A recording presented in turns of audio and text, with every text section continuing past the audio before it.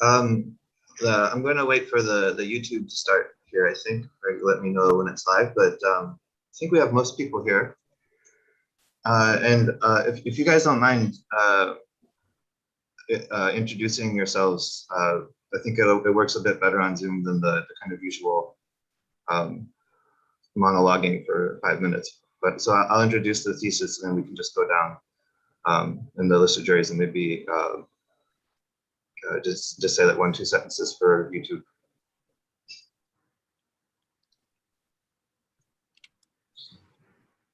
Okay, so we're live now. Thank you all for joining us this morning for the session 4B.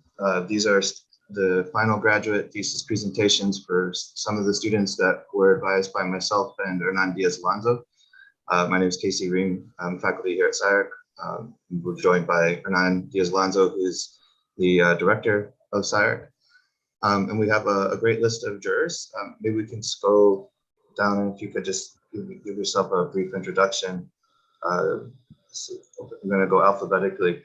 Jermaine, would you mind leading us off? Sure.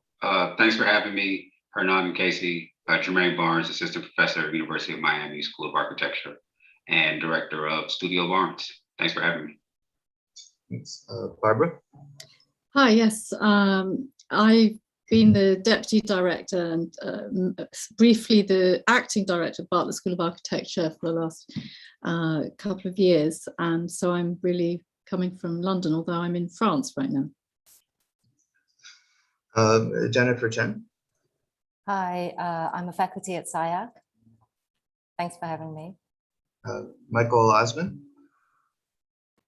Hi, I'm Michael Osman. I teach history and theory of architecture at UCLA. Silly Filak. Hi, everybody. Oh, I messed that up, sorry. No, it's usual. Silla Bihlak. I'm a tutor and researcher in Estonian Academy of Arts and also a practicing architect in an office called PART. Thank you for having me. Thank you. We're Curtis Roth. Hi, I'm Curtis Roth, faculty at Ohio State. Thanks for having me. And Ashley Schaefer. Hi, I'm Ashley Schaefer. I'm also a professor at Ohio State University and longtime editor of the journal Praxis. Thank you all. And we'll also be joined in and out by our floating set of history theory advisors or cultural agents who have also been working with the students over the course of the 2 semesters for thesis prep and thesis this summer. We're going to do about 40 minutes per student. We're a little bit ahead of schedule because of our very efficient introductions just now. But maybe we can go ahead and get started because it's always nice to have a bit of space there. Charlene, would you be ready to go? Yep. Great, go ahead. I will share my screen now. So hi everyone, my name is Shan Chen and my project is called Gravity Infill. And the general idea is compared to designing a passive space of static coordinates as a traditional design methodology.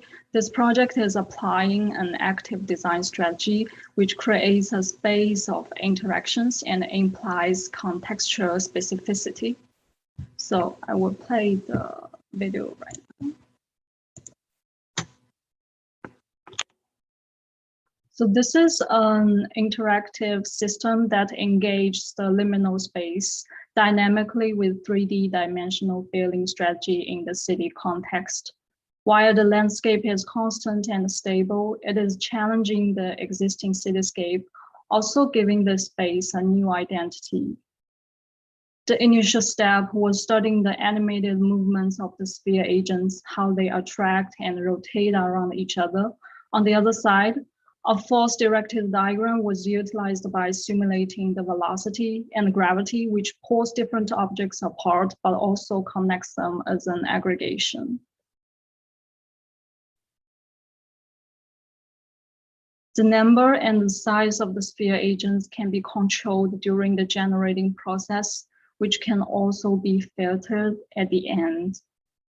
As a potential architecture diagram, it could digitally fill the liminal spaces, densify them by erasing the gaps, and turn more abandoned space in cities into use, which are all potentially habitable. As long as the agents are connected, the intersections indicate the formation of a new space by intervening with others. By giving all bounding bugs on the side, these intersected agents start to simulate within the boundary and generate a new massing, which will be the initial building form later.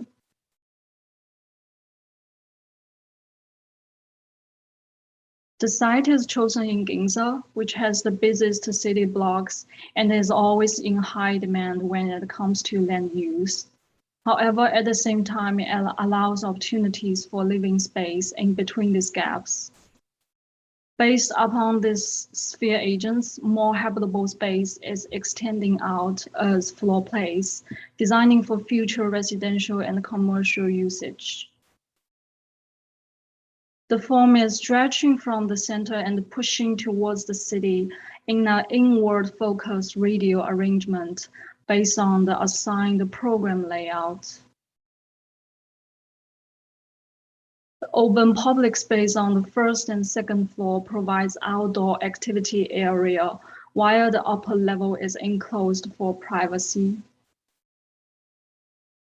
And the main circulation is the elevators running all the way to the top. At some levels, there are walkways connecting to adjacent buildings, creating a vertical street and allowing a three-dimensional experience in this liminal space. Even though the system operates independently, it is also alongside the existing city.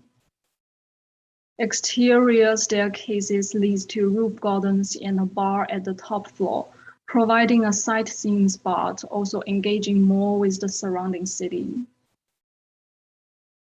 The space organization follows the spherical space relationship, and everything becomes normalized when they reach out to the city. Because of the central gravity, the blocks on the two wings start to alter their shape when they hit the center core. On the ground level, the entrance opens towards the street, welcoming and inviting people nearby to the reception and lounge area behind. The semi-translucent glass shell works as an enclosure, resolving the intersections of different types of geometry. To sum up, the system established a new organizational order for architectural hierarchies with very dynamic spatial relationships, and also engaged the voice in the city. It doesn't conform to the limits of the present. Instead, it operates alongside these limits. Thank you, and that's my presentation.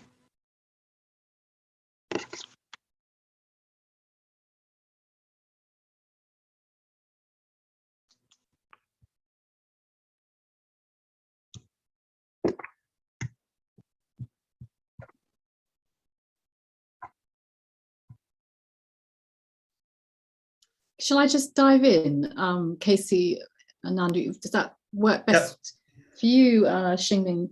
Well, first of all, thank you very much for such a succinct and thoughtful presentation. It was really interesting to see, and I was particularly interested by those early images where you showed these balloon-like pieces animating what you described as liminal spaces. I think I'm very interested in what is an obsession within a project. And I wondered if you could say a little bit more about, or perhaps I just make one comment, which is, I think it could be amazing to see what you call this transformation where this extraordinary set of architectures, which may be sensorial, like senses, as well as physical spaces, how that transforms or normalizes, to use your word, as it meets, shall we say, the more conventional aspects of the known city. So I'd kind of I would push to an extreme, were you to carry on with the project, that moment of transition, and suggest that perhaps what you're doing is increasing the quality of the existing rather than necessarily adding more with conventional stairs and so on. Anyway, it's a thought. I really enjoyed it.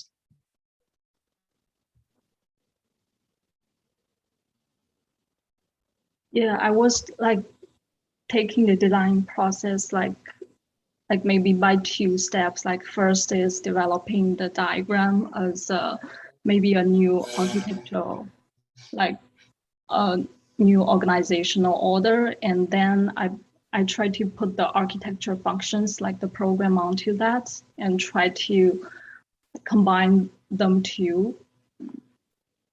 I think what I'm sort of saying, which is a really interesting question, is how does the known meet something that's different but nevertheless recognizable?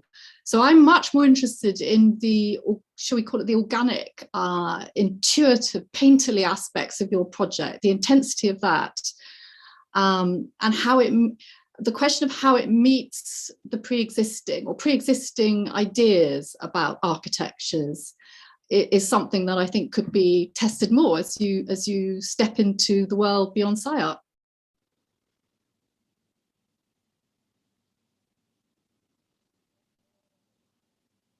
Yeah, because like it also like related to the software I'm using, and also I want to create a system that probably like partially like it can grow like on top of like a specific size. So like I think the organic form like might be like better to present like, in the way. Exactly, and I think the word, and I'll stop here, but I think the word grow, this idea of changing and the animation of the spaces you're constructing, you're designing yourself, that's really, really interesting. How your piece is almost like a tree.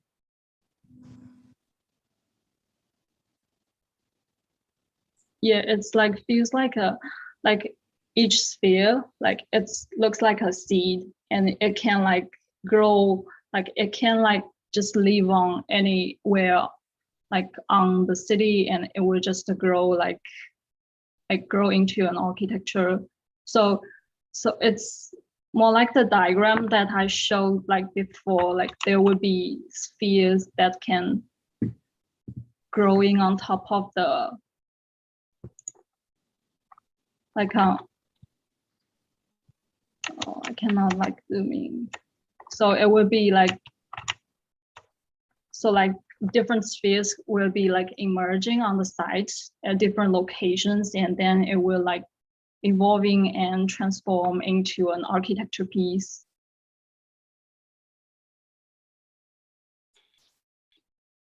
I have a question. I'm sorry, Curtis, I saw you. Oh, no, go for it, please. Are you sure? Yeah, take it away. Okay. I have a couple comments, and then I have a question for you. So my commentary extends to, as Barbara mentioned, I think it was a very clear, concise presentation, which is often hard during the thesis process because you get so laser focused on what you're working on that you want to explain every single component. And oftentimes as a juror, I get bogged down in the unnecessary details. So I actually commend you for keeping it to the nuts and bolts and things that pertain to your project specifically. I think the video was quite provocative and quite interesting from a sort of form perspective. I have my question for you though is, one, why is sphere as the starting shape of sort of the connective organism? And then two, why have it intersect with typical slab flooring that are within this building? So can you answer those two questions for me? So the reason I took the sphere as the initial step, because it is more flexible, like it can rotate and it can do anything that other forms can do, and it doesn't have any hard edges. Like you can take like every edges on the sphere as like a boundary, so it doesn't have any like limitation, and it has so many animated motions it can do. And again, the second question is that's like, did you ask why the floor slab is? Yeah. Like did the like why the floor slab is. Yeah, like, I'm asking, yeah, for such a dynamic and generative sort of collection of objects that then generate something more, to have that intersect with a traditional slab floor plate seems reductive. So I'm just asking, what was the idea behind the slab, essentially? So like maybe part of the reason is that like if this is an architectural program, like it does need to have some spaces for people to really like habit in this place, and the floor slab is, and also like in this liminal space, like inserted some floor plates is, yeah, just to give it some architectural function. And also I kind of like the mixture, like the difference between the organic part and the very modern part, like the blocks, they're very cubic and compared to the very central organic one. So And I think maybe that's my issue then. I think that the starting point of the project and exploring the liminal space is a very interesting one. And I think that even just through the way that you represent the image on the screen, sort of this little sliver of space is quite an interesting sight. And so to find what is essentially another sort of slab building that's put in between two other slab buildings that sort of just get this sort of spherical treatment, to me seems like it doesn't do the full job that your premise sets out, for me specifically.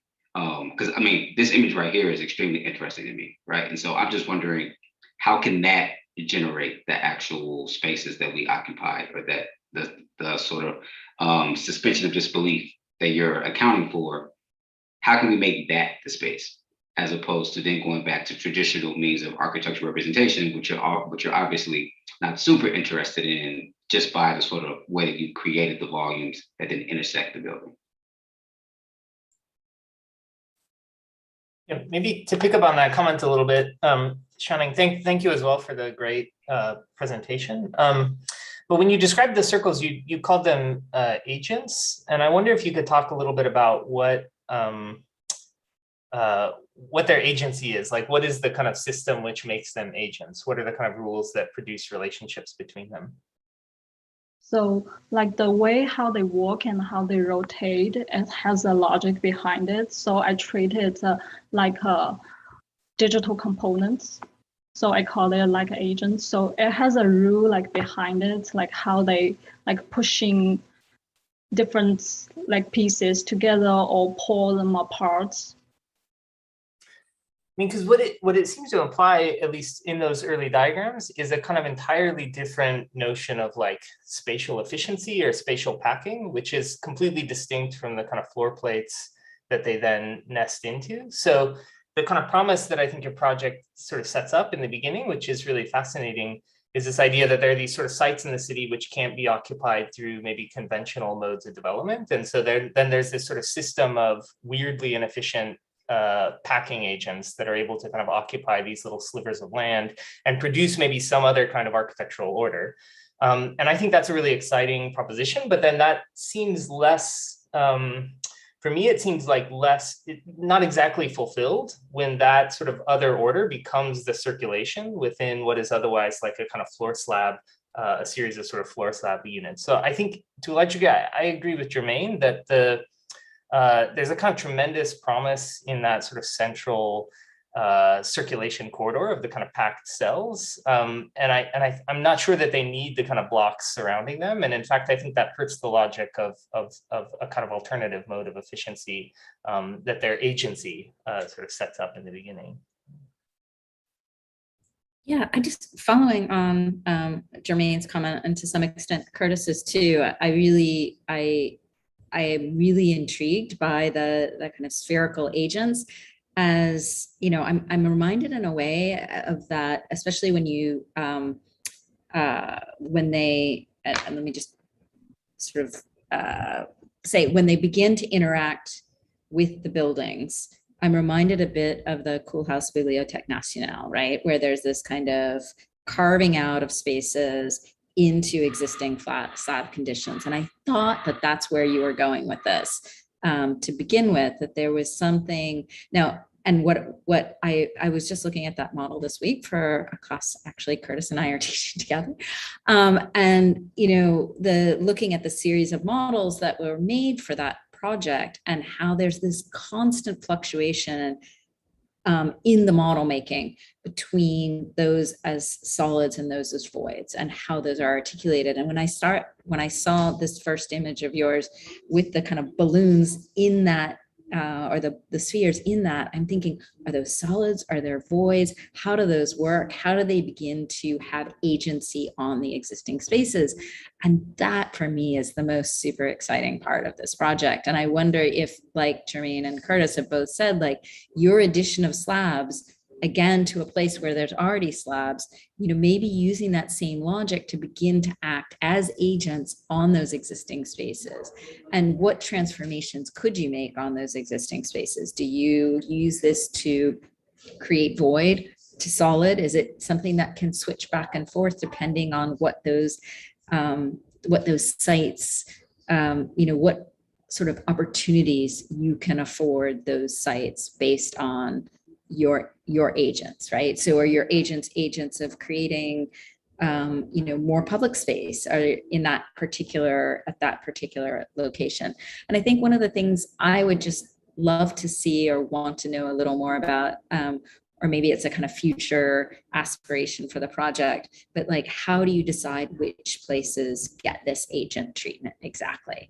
And a little more of a kind of specific response to those, is it a matter of every building that's more than 20 years old, or buildings that are so high, or buildings that have a certain program, or buildings that have a certain problem, or, not that I believe that architecture should be problem solving, but, like what are those criteria by which you decide where this activity and these agents are deployed?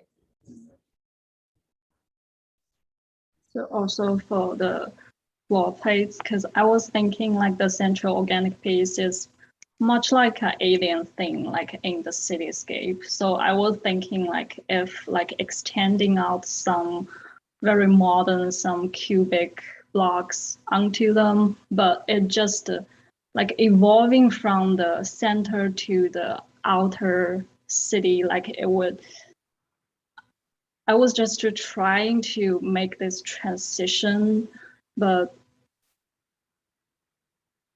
if you don't think like that's a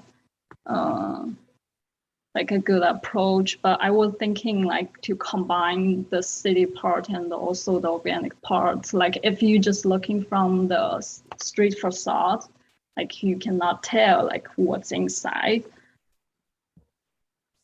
Yeah, but I think rather than adding more plates on, and I think this is, if I don't mind my saying, I think this is what Jermaine and Curtis were getting at as well, that the addition of more plates may not be the way to make that transition. Maybe there's a third condition that isn't plates, which are existing, and isn't your organic thing, but there's a way to transition between those two that is a different kind of architectural invention that isn't just adding more plates in there. Does that make sense? Yep. If I can continue from there, because I think I have similar comments in urban scale and in building scale. So first of all, it's super interesting project, and I think there are a lot of like very nice visual and architectural aspects to it.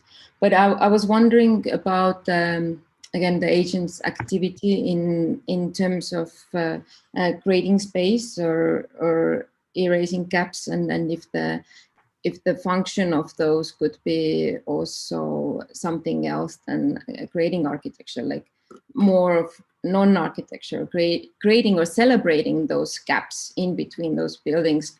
I know either public spaces or what has been discussed before. So sort of like an urban Gordon Matta Clark moves would be super interesting to also discuss. That I think that we as architects creating architecture and thinking that this should be building is maybe too limiting us, and it would be interesting to have a sort of a library or atlas of different things that these agents can do in urban scale.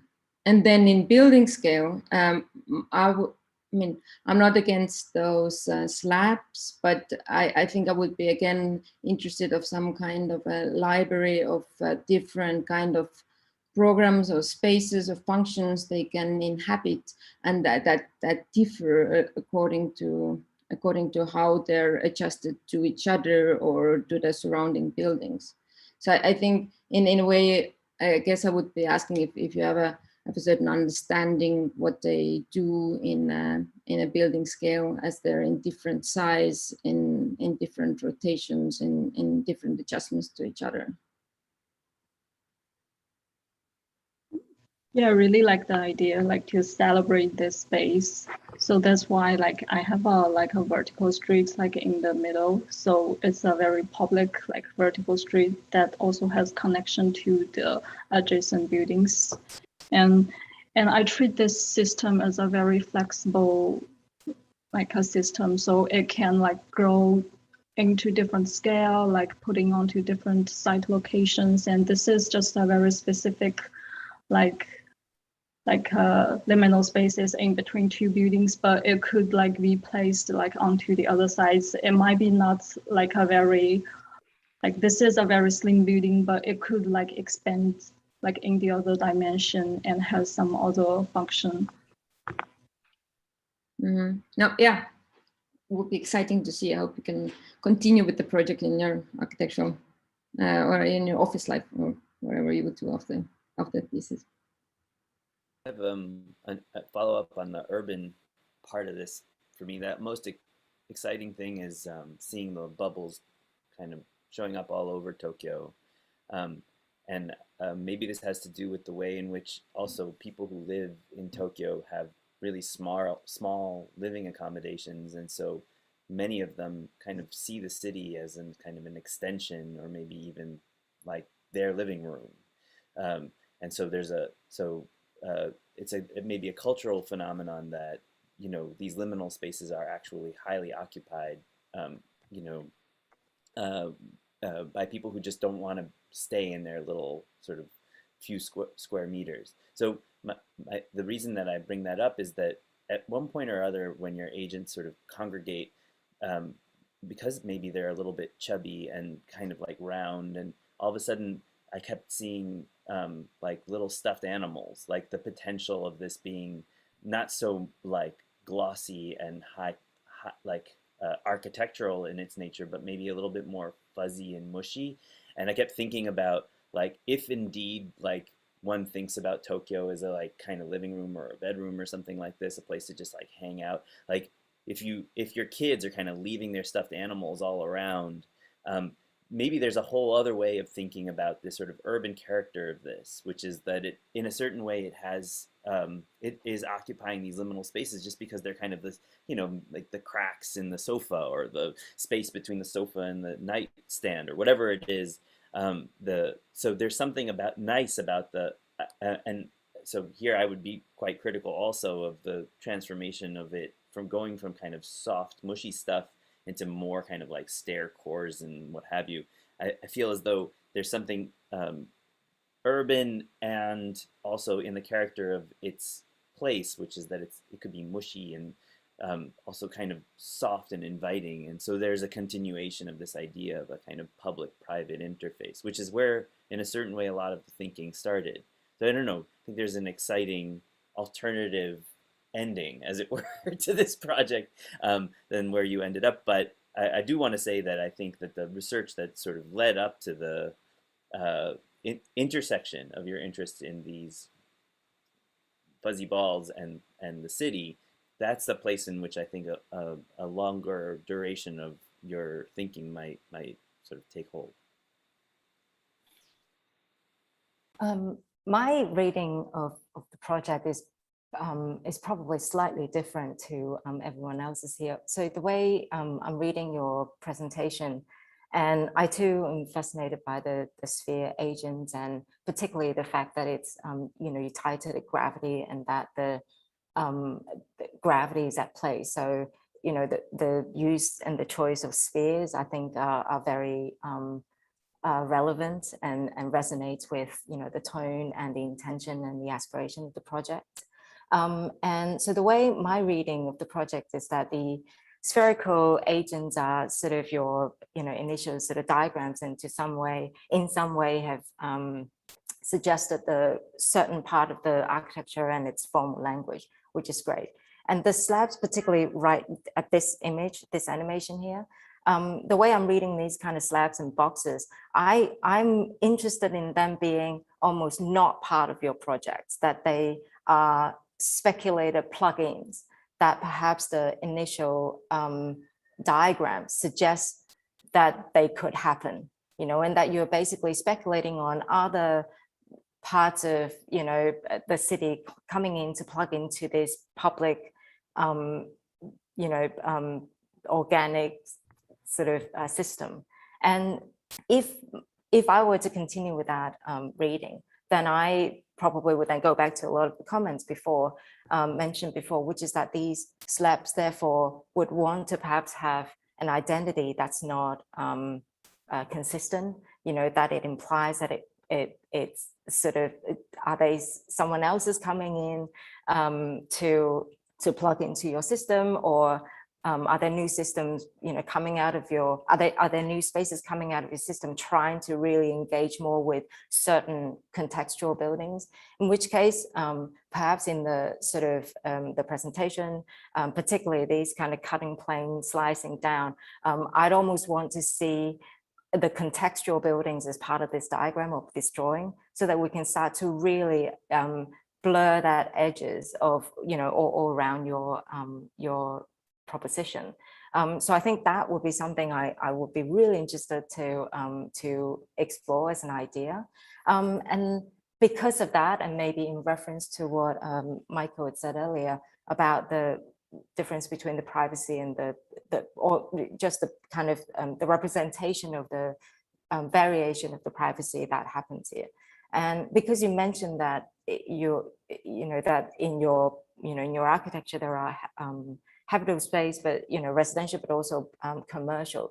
So then I think it might be interesting to really explore in the middle, the densest part of the city, what does it take to retain some privacy, or what does that privacy mean in this day and age? Is it purely a binary reading of something that's fully enclosed versus something that's transparent? Or are there other ways to generate that hierarchy of privacy? Perhaps through enclosure, perhaps through location and placement. Perhaps that in itself is dictated or informed by this organizational gravity. And that I think could have a lot of mileage going forward, or thinking about the project in its future form. But yeah, congratulations, really beautiful work. Just picking up on Jennifer there, Xiangming, I think re-seeing, and for example, this image here, it's almost like a breathing architecture. And I do wonder if the real quality of this project resides in a non-literal understanding of what those sort of strange animated CAT scans might suggest in terms of environmental engineering. I kind of think there is, I think something what Ashley was saying about the disturbance of the existing, and I think it's the qualitative and atmospheric aspects which really need to come forward in the project. And so a sort of perhaps a more literal reading of materiality needs to be suspended for a little longer, and that maybe the entropy that this project engenders on the pre-existing could be explored in a really interesting way, the way plant or mold disintegrates highways. You know, I think there's a question of time in this project which would be really interesting to unfurl further.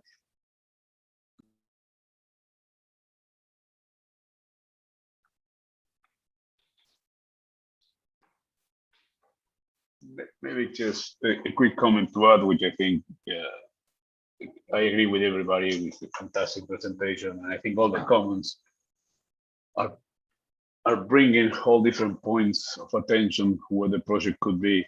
The only thing I want to mention is kind of a simpler point, which is I truly appreciate that you make a very conscious effort to the speculative nature of the research to try to land it into proto-architecture, to put it in conflict, to deal with the prosaic elements of architecture and not just leave it as a kind of a pure abstract speculation. So I think the project becomes more interesting because you're dealing with the staircase, because you're dealing with floor plates and all that, and that generates conflicts.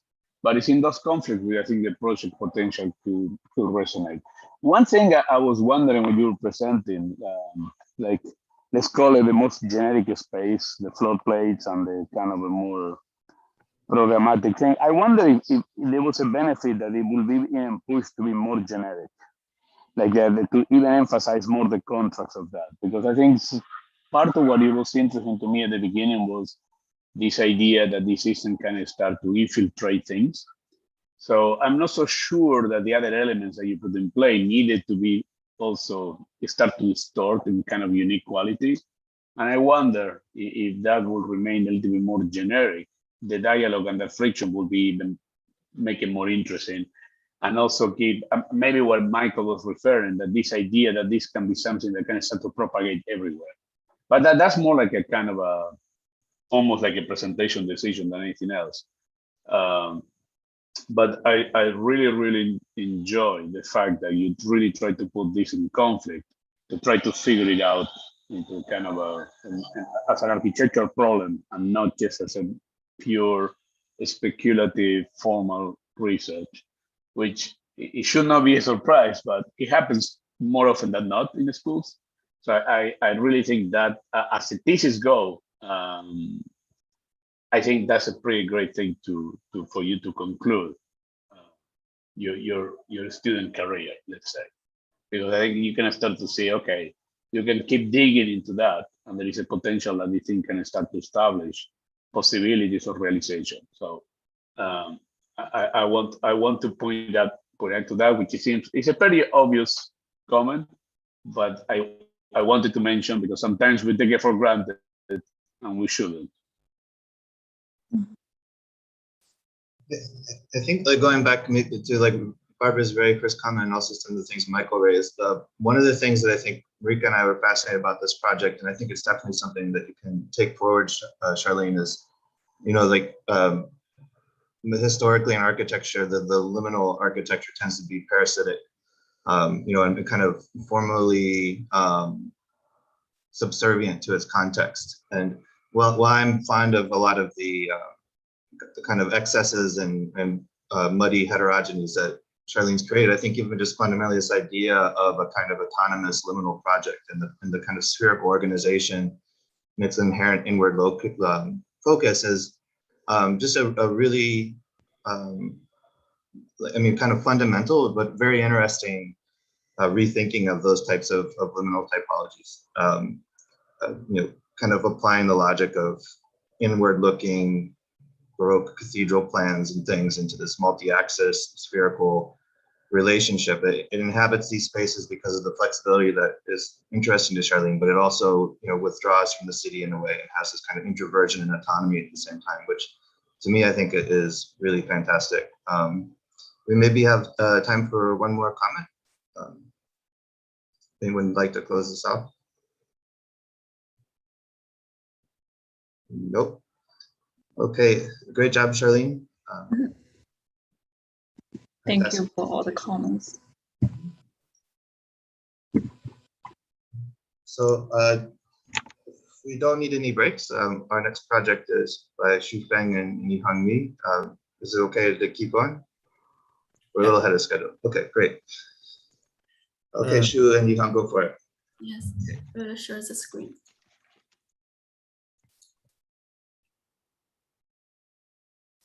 Hello everyone, I'm Ye Hongyi, and my partner is Shu Feng, and our instructor is Casey Rim.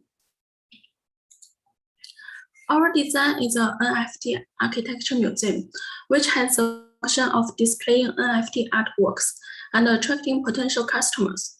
Due to the rapid change of modern exhibitions, the form and the internal organization of each exhibition are very diverse.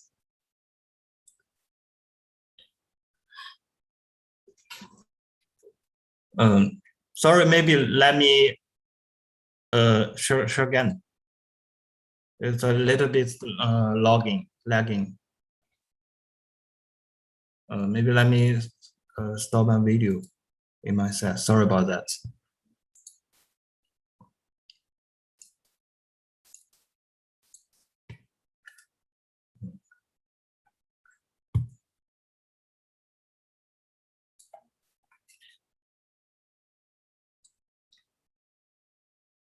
The platform sits in between reality and virtual reality, where it offers private order for customer and education center for public. We utilize the machine learning technology to predict the location of building sets. Pix2Pix has a process image processing and the prediction capacity. First, we collected the data set about the relationship between the museum and the surrounding environment, and input them for training to build a neural network. And finally, test the satellite image we collected about the Wall Street to get a predict location of the set. NFT art can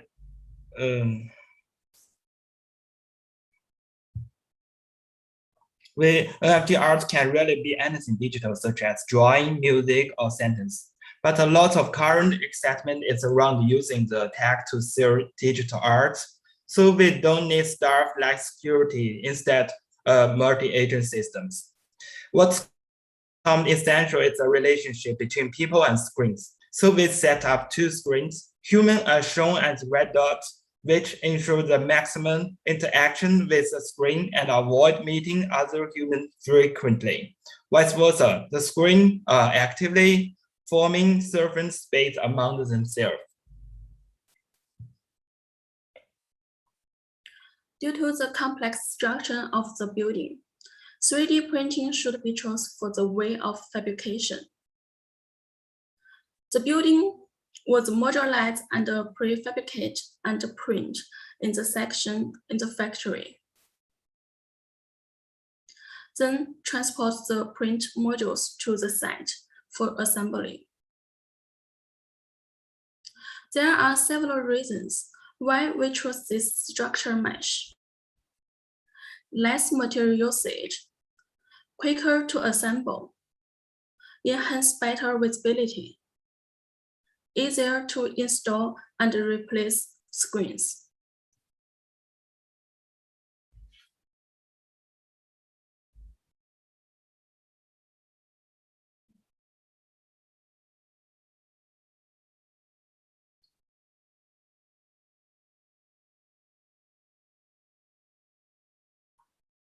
The flow pattern navigates the public to a sequential NFT art exhibitions. The public are not limited to only one entrance or one exit on the ground level. When you enter the museums, it is a free flow and versatile circulation where each location of screen is facilitated with self-serving checkout counter. The organization of architecture space comes from the pop-up screens. When NFT artworks are combined with architecture, people can quickly browse the content, receive information through the caption of the image keywords, filtering the information and finally select it. We have collected a large number of NFT art exhibition forms, including where screen displays and immersive experience. These elements were refined and recombined. Thus, in our project, the medium of NFT artworks is not only the traditional screen, but also the external walls of the building and the various space inside become the medium of display.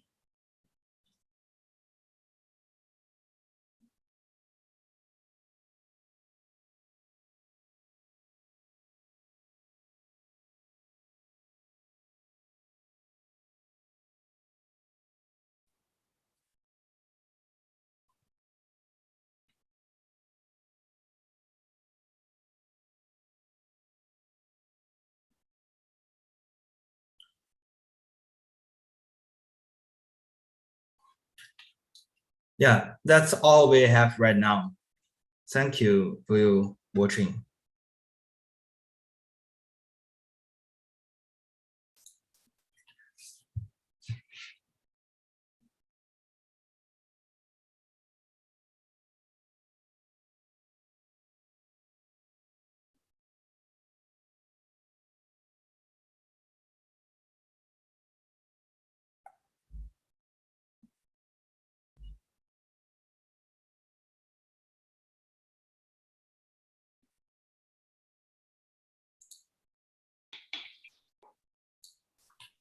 Okay, I have a couple questions to make sure that I'm clear on the sort of objectives of the project. I would hate to misinterpret some of the things that you've presented.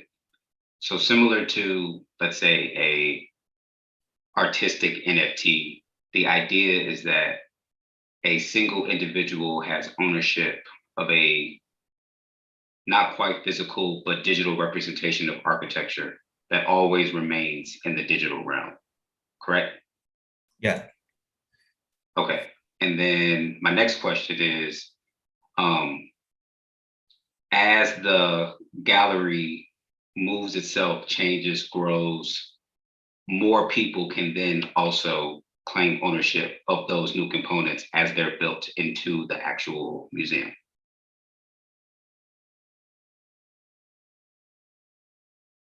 Sorry, can you repeat? Sure. So if we assume that the museum is one level and then grows to a second, third, fourth, fifth, every time, like in this image here, the organizational system, every time new components become a part of the museum itself, a new individual can then purchase that as an NFT. Actually, they can purchase in our buildings because our building is not just like a museum to show the NFT work, but it's also like a market. Like you can find what you want and what you really like and buy it. It's kind of like a structure, a sculpture park that you can look inside and play around. Okay, but can I own the actual architecture itself, the container that holds those objects? The container, yeah, because right now it's really a lot of platforms that digitally in the internet you can find all of them to produce the system to sell and purchase this NFT work in the online. But actually, we think about this because like Amazon, it's an electric commercial company, but it's also have the Amazon Go, this kind of the reward store. Yeah, so why we think these platforms also need a store that really sell the NFT artwork to the public. And yeah, it's also a good way to facilitate the NFT artwork to transport to more people. Okay, then I think, all right, thank you for that clarification. I think similar to the first individual, I am always happily amazed by the sheer rigor and sort of graphics that are represented within the work. I think for me, what would have pushed the project to one that I would be super sort of interested in arguing about is the actual container itself and less the objects inside of the container. So when I saw the title as NFT architecture, I thought this was going to be sort of a digital referendum on the way that we rent spaces, the way that we own physical space or digital space. I can imagine if every single juror here witnessing your thesis, each owned a portion of this and had copyrights of each portion of this larger structure that we then can lease to, say, someone else. So if I own the third floor or 100 square feet of the third floor, I can lease that space to Casey to then show his NFT work within there. And so it really does begin a larger conversation of how do we deal with sort of the physical commerce versus the digital commerce. But if it's more so just about a way of containing this, again, liminal space or liminal architecture, then I wonder how we can push it a bit further. Because I think the conversations you're opening are super interesting and ones that I definitely want to have. I just don't think that you're quite prepared for that way of thinking about how your project is read by an outsider, if that makes sense. Oh yeah, it makes sense. Yeah. Actually, for our working inside our buildings, right now it's more like LED screens. Because but actually it's a diverse. For NFT artwork, it's have the diverse ways of displays. It should have the like a hologram, so something else to provide visitor like immersive rooms to show this artwork. Yeah, and if someone get into our architecture, you can find lots of people like surfing the internet and the Google trying to push some of the like information that they want. I mean they want because they may search it before, and this similar kind of the information and push to the visitor. Yeah, and so for our buildings, we were thinking if we push forward, we can to generate a system like to push the artwork, maybe like a costume costume order, like to push this artwork to the people they may like. Yeah. Yeah, I love that. I love that idea. I was just wondering if there were a way that we could begin to have conversations about how not only could a person try to acquire the specific artworks in your NFT architecture, but could they also acquire the space that holds the work, so that we can go even further than just the NFT as an object, but the NFT as a space that holds the object.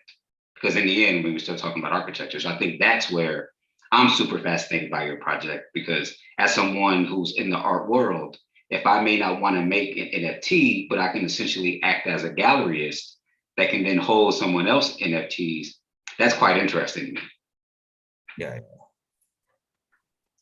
Yeah, that's remind me a platform like Sasha.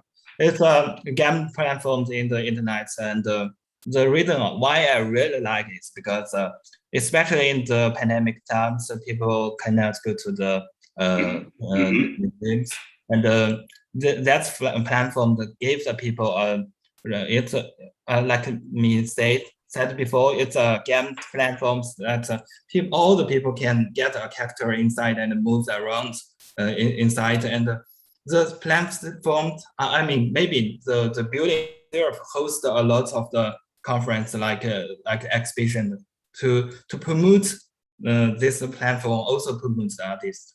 Let's say it's a loop feedback, not only good for the the building itself, but also for the artist. Very cool project.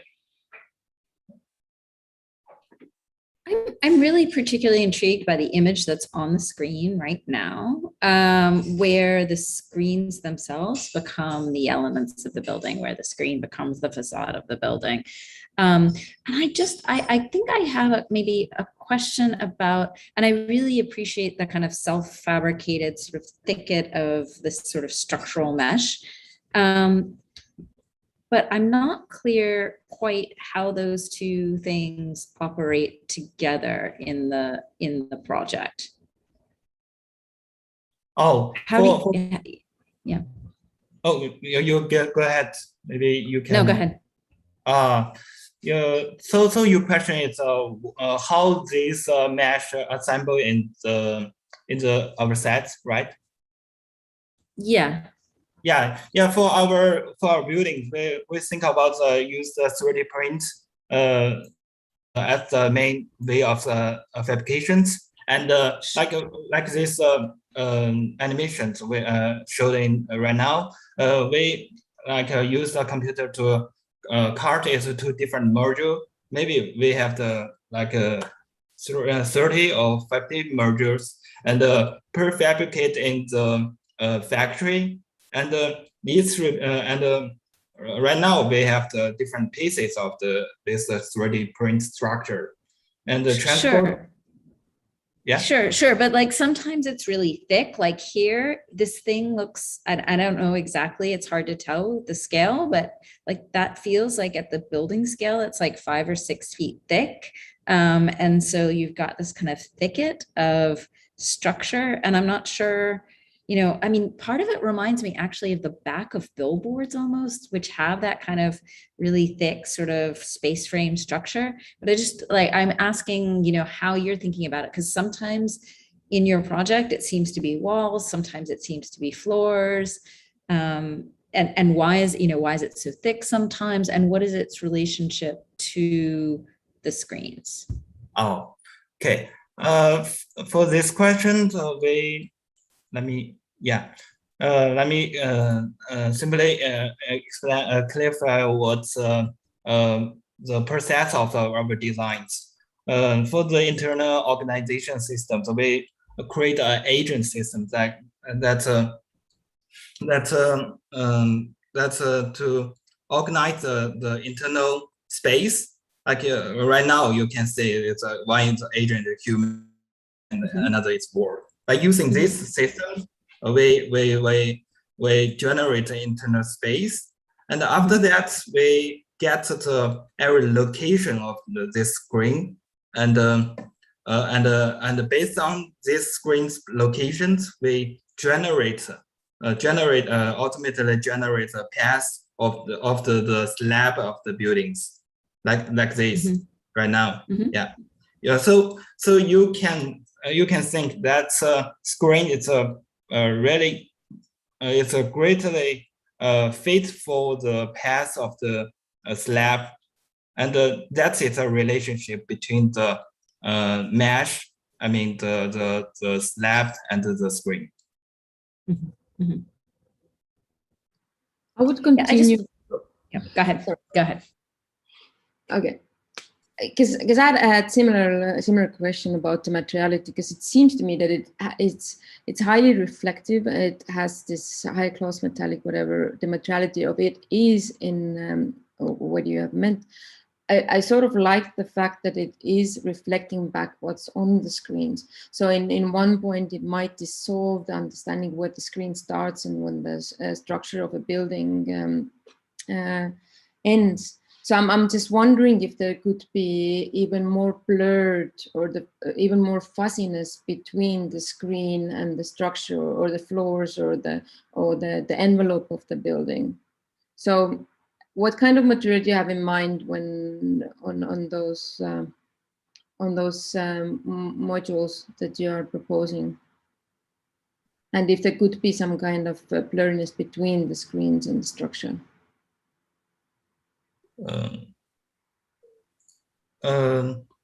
So for the screen and the structural relationship, we're trying to make some of the research of right now the LED should link with the wall, like Times Square. And also we found a lot of interesting things, like LED have a layer, and different layer have different functions, and even it's a really good. There is a really good way to assemble them together, and some of the assemble way just attached to a wall, and it works. So it's for right now the technology is very powerful, and it's now hard to attach the screen to to the mesh. I mean the structure we showed. But do you think that you can densify the mesh that much that it becomes the screen itself, in a way that we can start, or we can't anymore tell where one ends and the other one starts? I would be super fascinated to see if there would be some kind of fuzziness in the project.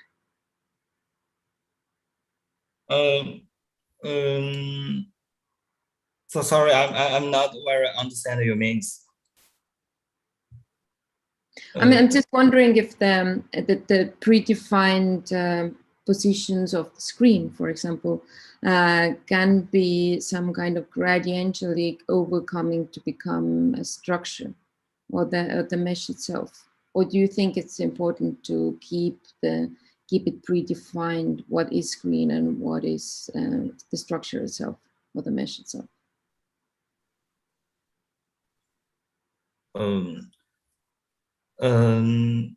Like what I showed right now is because the mesh is generated, the location of the mesh, it's generated based on the screen locations, and it's accepts the screen, and it also have the spot of screen in the building itself. And we think maybe it's a really interesting way to like below the relationship of the wall and the slab, and sometimes kind of like link them together to the spot and the slab. So for right now, the screen spot structure is a kind of like the structure system. It's one part of structure system that's kind spots the building itself.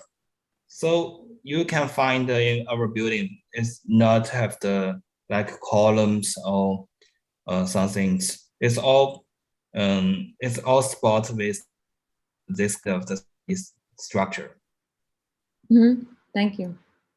Maybe if I pick up on those comments, but I really appreciate in this project the care with which you've made this. I really like the fact that you showed the construction, or you simulated an idea of the construction process with the robots, and the idea of a prefabrication strategy and notions of materiality. I think there's a very, very interesting ideas to do with 3D printing and the possibility of creating building projects that could digitally reach other parts of the world and be constructed in other places far from where they were designed, but thoughtful designs. But then there's this very different aspect to this, which I think is super important, that Xu and Yung, you're both working together, you are collaborating, and I really want to compliment you on that, because I think collaborating in projects is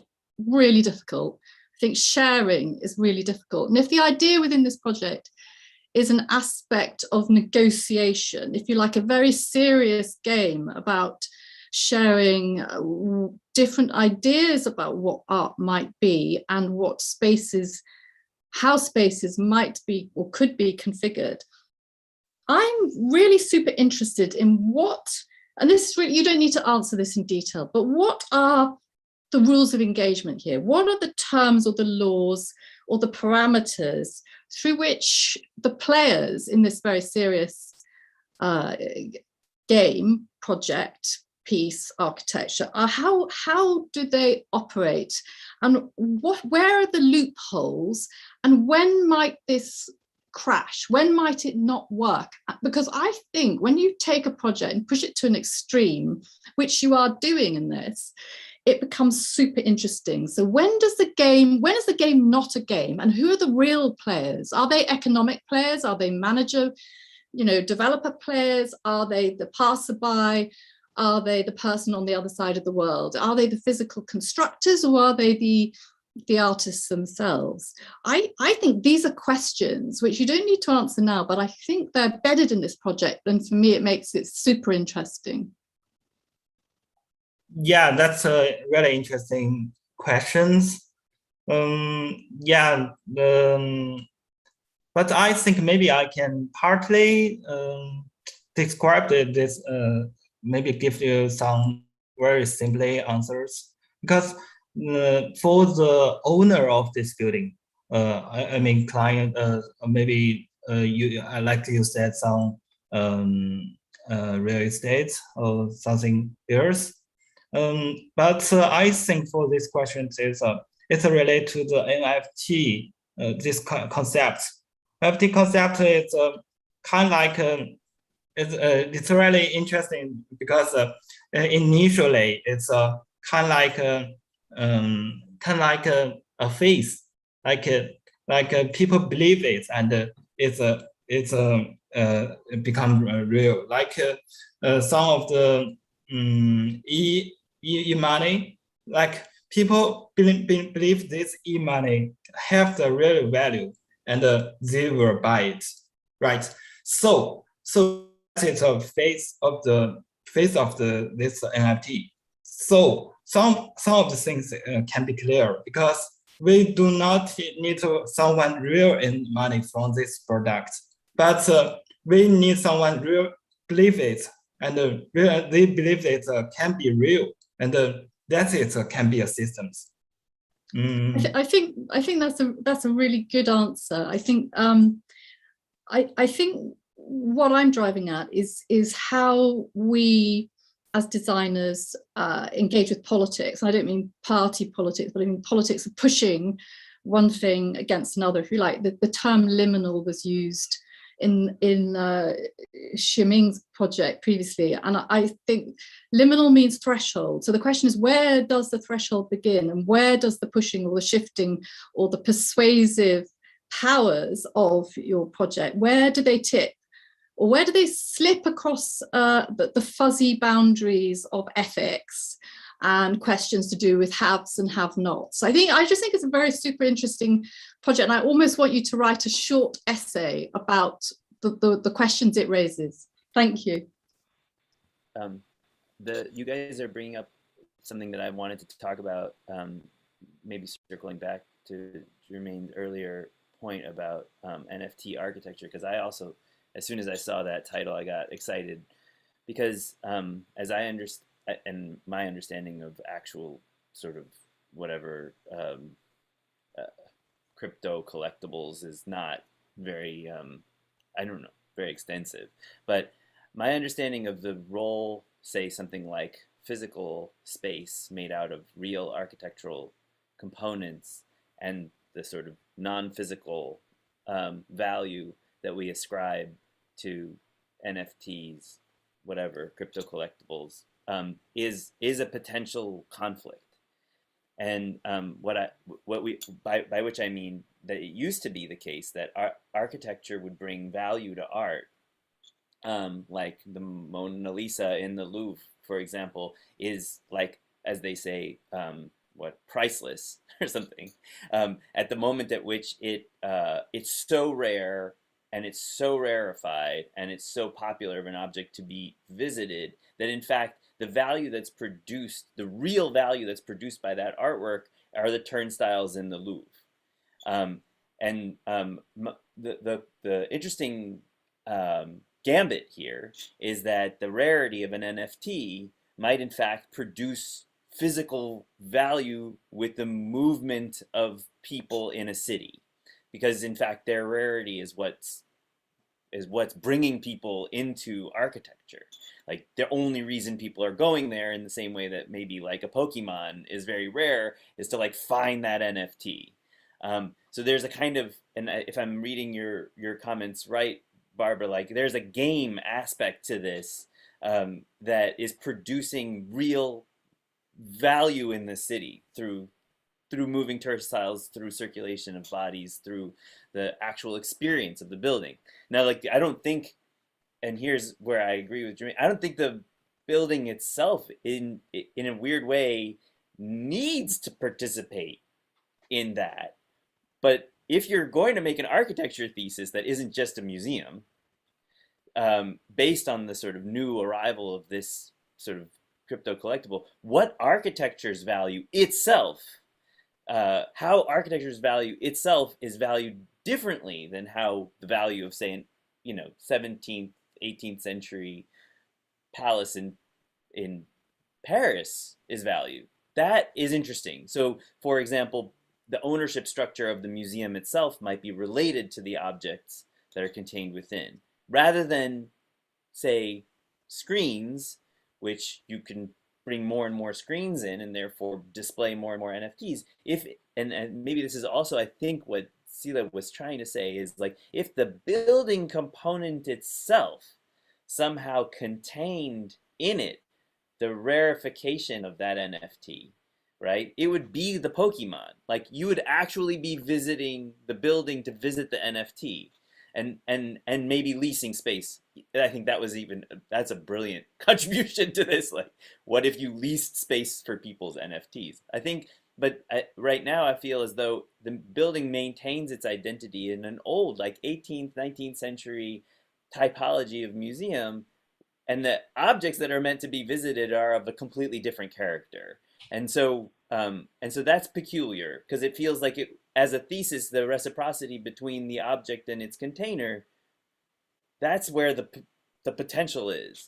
So I think that generally you two are opening up a thesis problem, but in a certain way, and therefore I think, Casey, if you're their advisor or whatever, I would imagine that you would just be like, this is a continuation of any number of sort of what is the impact of crypto on our physical built environment.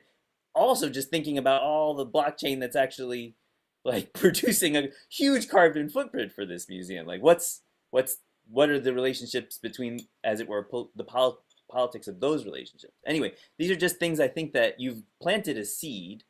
And I imagine it's not even just an institutional problem, it's local to SCI-Arc, but, like, this is a conversation that we ought to be having, I think, more generally, like the carbon footprint of crypto, the carbon footprint of our buildings, and how maybe even those two things are not so separate from one another. Like, are the servers sitting in this building? These are questions I think you might want to address in the future. Yeah, that's a really good question, I think. And I also think you mentioned, like, the Pumpkin Go is a really good example of this, because we like right now we for this building, what we expected is a gateway, like between the real world and the virtual world, like kind of like a Pumpkin Go. Like, you need to walk outside and to find a stop that's maybe a real stop or virtual stop, but the point of it is it's really linked to work together and combine different people, maybe virtually or not virtually. Yeah, that's a really interesting thing and a good question for us to think about. Thank you. I too find this project very provocative with all the reasons that have been mentioned. And one of the things that I was thinking about when you presented the project was, what does this architecture do to the public viewing the artwork? Yeah, that would be different to any other museum. And I think perhaps one of the hallmarks of NFT artwork, aside from the obvious, the ownership and rarity, is that a lot of the NFT artworks are already publicly accessible. You know, that people, when he sold $69 million worth of his 5,000, artwork produced every single day for the past however many, years and decades, he already had millions of followers already having perused through those artwork through his Instagram, right? So a lot of these artworks are already seen, and it really is just about the ownership of it in some kind of mythical, magical level that may or may not actually affect culturally. I mean, politically, I'm sure, but culturally or immediately, does it actually affect us? Who owns this when I actually get to visit and see the artwork online anyway? But I think what might be interesting here to explore, which I think you started, and certainly my reading of the project, is that does this architecture sort of have a bit of a challenge to that culture of virtual appreciation of artwork in our individual, handset or in our bedroom or through osmosis, is to be able to, kind of turn it on its head to actually start bringing people back together. Maybe there's something interesting in that.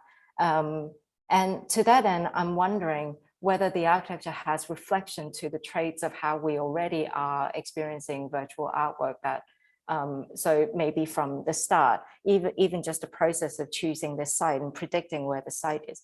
The data sets that you started using were just existing museums. I think that's what you mentioned.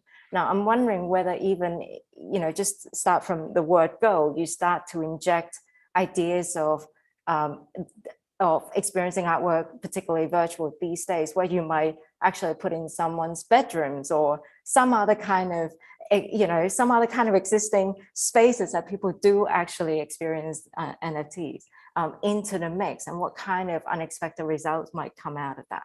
That's kind of one little point that I got sort of a little bit excited about. And then the other is then the internal kind of organization, whether does that then mean certain artwork were actually produced not to be seen on big screen, and that they were actually produced exactly for the purpose of a handset or a tablet or a computer, in which case does that again add more variety of the kind of spaces and display within this architecture? Do you have rooms designed not without screens, but with power plugs, for people to plug in their, phones or whatever to experience something, but in, adjacent to somebody else doing it and have a kind of a collective experience, but without putting words in the artist's mouth. Now they design that to be shown on Instagram, and now you put them kind of on big screen sort of scenario. So maybe that could be another sort of interesting take and reflection on the culture of NFT. And perhaps in my interest here is focused on the experience of those as opposed to the politics or the economies of those. And then extending to then seeing this really kind of fresh take on the factory modular fabrication of the construction. One thing I do want to say is that it's one of the projects where I thought having prefabricated modular systems to be able to look so opposite when it's kind of put together, I think it's really well done. So on that point, when I see this mesh, all I can think of is, wow, that would mess up with my Wi-Fi connection or internet, connection because of the sort of Faraday cage effect.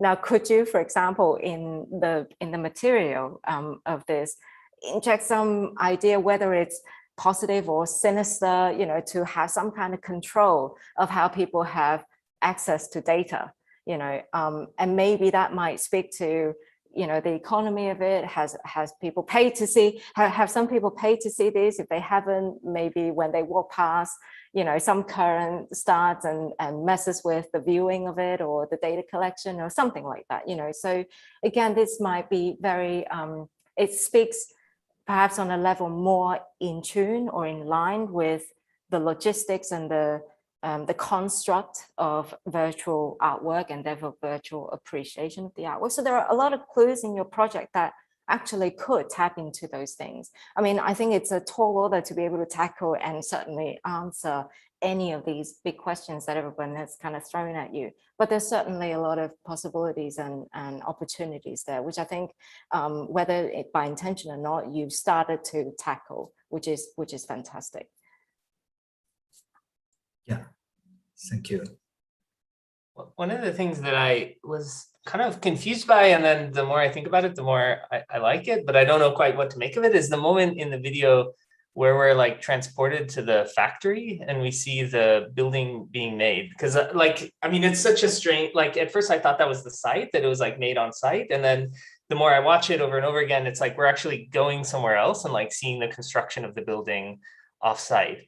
So I'm trying to kind of think about what that means and like why that was shown, and the way in which that also produces a kind of reciprocity, I think, in the final museum, in which like the screens themselves are sort of, it's like sort of hard to see what the screens are. And sometimes the screens are inside the skin, and sometimes the building is also lit up as if it was a screen, but it's not a screen. So it's not really showing an NFT. So there's this sort of strange like presence of the kind of background of the thing all the time, like the background of the kind of construction of the building. And one could imagine that all of these screens embedded in the poche would be like full of fiber optic cables and like all of the servers that sort of run these NFTs. And I find those kind of moments where like what we could imagine as a conventional logic of like museum display are sort of disrupted with all of the kind of infrastructure that goes into the background of the thing, the fiber optic cables or the kind of 3D printing of the panels, to be maybe the moment where it starts to become, for me, the most interesting, because it's starting to sort of get at, I guess maybe this is what Michael was also saying in a way, but like the kind of logics of how displaying an NFT or consuming an NFT as a member of the public differ from consuming the Mona Lisa in a kind of conventional museum. And it seems like for an NFT, what is valuable is not only the video, but all of the, or the video, the digital image or whatever, but like all of the kind of enormous amounts of energy that have been like invested into the encryption of that thing, right? And so here, I don't know, like it's maybe cynical or whatever, but I find really compelling these moments in which I'm like seeing the thing, but I'm also seeing this sort of enormous amount of investment of energy into the kind of production of the thing and the display of the thing and the like maintenance of the thing. That I find like super provocative, but also like kind of itself kind of critical of the concept of an NFT or an NFT museum, like within the project itself. So I don't know, I feel like there's something really kind of beautiful about like not even so much the building itself, but these really intricate ways in which you're developing kind of sophisticated like disruptors of the way in which we would typically think about the display of an artwork in the museum. And I think to me, that's really commendable in this project. I like that comment just as a response, because I'm thinking about jewelry, right? Like if one has like a really big diamond or ruby or sapphire or something, like that presumably is the object of value. And yet a jeweler is meant to produce like the sort of the ring so that you can carry it on your body, also meant to encrust it with other subsidiary jewels that might also increase the value of the object, which is no longer just the jewel, but the object as ring. So if I'm following your logic, Curtis, like the building is a certain kind of almost like that, right? Where it sort of engages the moving human through architecture in the way that a ring engages the jewel on the body. So you're actually encrusting it with the kind of energy and added value, which in a certain way reflects like that jewel has no value except for its rarity. Gold itself has no value except for its rarity. But if you combine them, then they're equally absurd. And it's just like the layering, like the exponent goes from 2 to 3 to 4 of complete absurdity of human notions of value. So you're experiencing the exponential increase in absurdity. So I think I like that too, that you're kind of like, you also understand that the carbon footprint adds value to the NFT by virtue of the fact that you had to like extrude this stuff out of aluminum, which was, or whatever, smelting it and whatever it might be, like that you're this jeweler. That's how I'm interpreting your comment. I like the comment a lot, Chris. Yeah, I mean, well, to Jennifer's point, like we can watch all of these NFTs from our house, right? So like I don't have to go to the museum to see these things, and so it's the job of the museum is to make the energy visible more than it is to make the video visible or the NFT or whatever visible.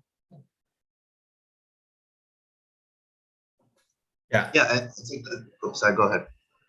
Oh, I just agree with that question. Yeah.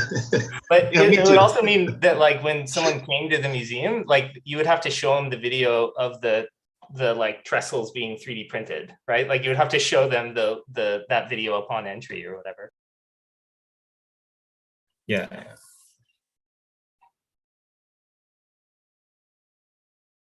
Yeah. That's really sounds good. You've already done the renderings. I'm thinking back to an art history. I don't know if you're interested in art history, but there's an interesting countervailing thing that happened in the 70s where Michael Baxendale, an art historian in I think it was Cambridge or Oxford, one of these British universities, that theorized that in fact painters, when they were painting the paintings in the Renaissance, were like basically just putting on display the value of the pigments that they were purchasing.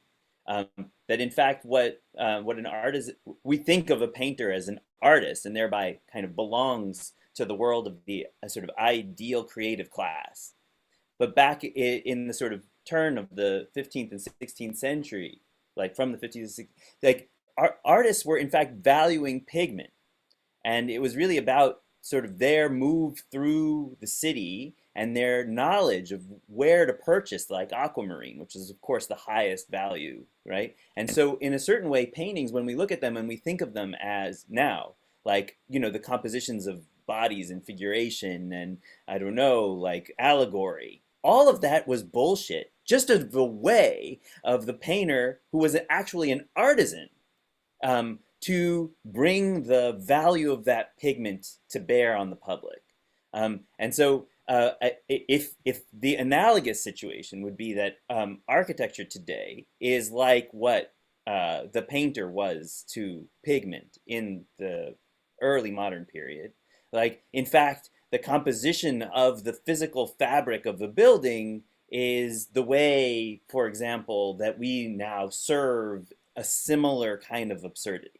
Like there's no reason that aquamarine should be of its value or any other pigment should have value. But the absurdity of architects actually having to assert themselves as members of the creative class by virtue of creating this kind of artisanal practice of putting like robots extruding aluminum to work on your mystical belief in value in crypto collectibles.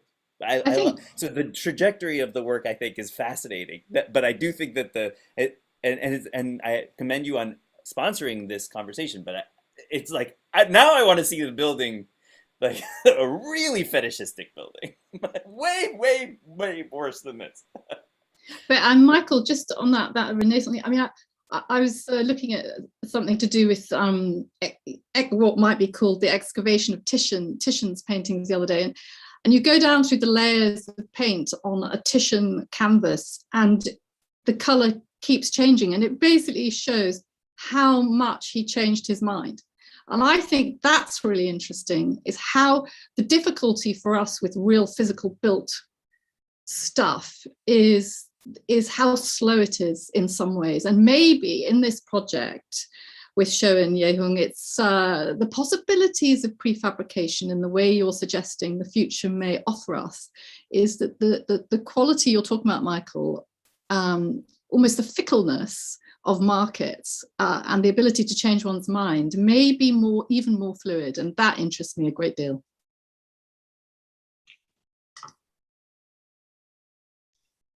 Great. If we have time for one more comment, and then we'll take a 10-minute break before starting the next group. Or that might just be a great series of comments, actually, a discussion to end on. Very, very provocative project, guys. It's been a pleasure working with you and also Charlene this summer. It was never a dull moment. So great work, and good luck. Thank you. Thank you. And sorry for we can't show our video at the same time share the credit minus. Yeah, definitely docking your grade for that. No, I'm joking, guys. Great job. Really good work this summer. Thank you all the comments and appreciate it. Yeah. Thank you. Okay, so that we have a 10-minute break scheduled, and then we'll be resuming at 11:40 with UTelecom. So I'll see you guys in a bit.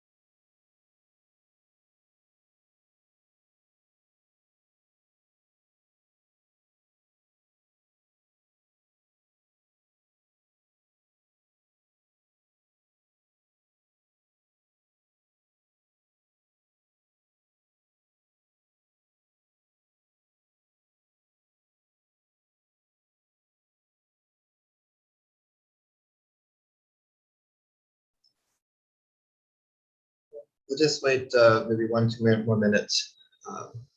The rest of the juries and get started, Yutal.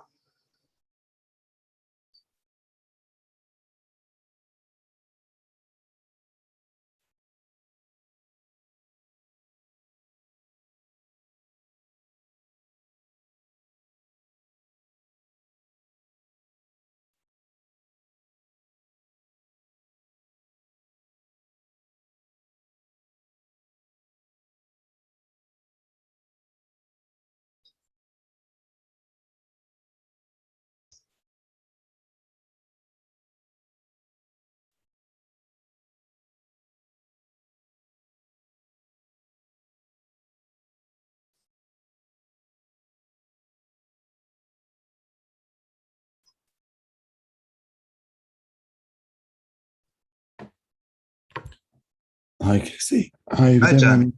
Getting by. Yeah. Thanks for joining. I kind of lost my voice there, so I might have to just use the chat. Okay. Day 3 of Spin Room and reviews, right? Yeah. Great. Okay, great. I think we have everybody here. Next student is Yutal Pham. I think go ahead and get started whenever you're ready. Yeah. Hi, everyone. I'm Yutal. I'm gonna share my screen now. So my thesis aims to create an Asian futurism to merge the traditional and mystic of the Miao people with technology based on the parafiction concept that metals have biological qualities. The project regraphed a non-Western, non-modern, and non-universal technological narrative that is rudeness and racialized. It attempts to make the traditional practice merge into nature and technology, embedding the identity into those objects. I'm now gonna play the video and I will do some explanation after it finished.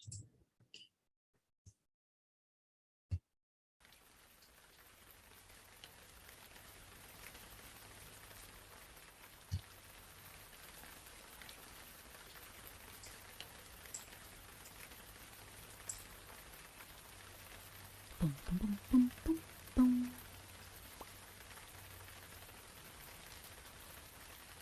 Boom, boom, boom, boom, boom.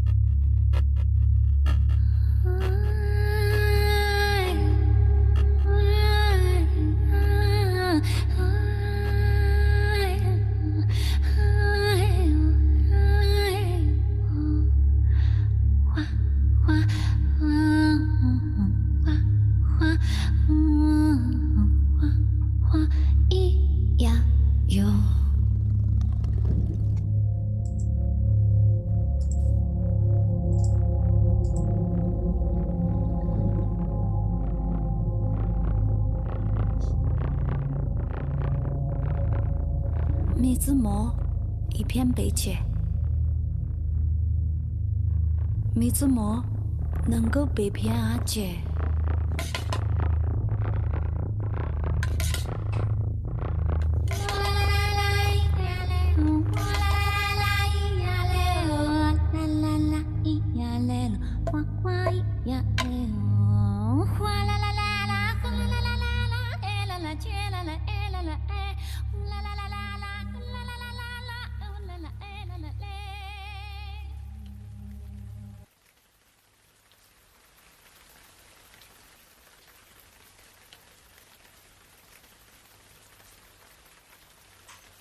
Boom, boom, boom, boom, boom.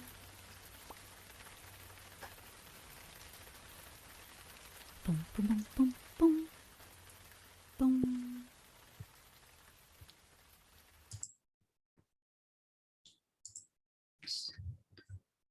I will turn off the sound.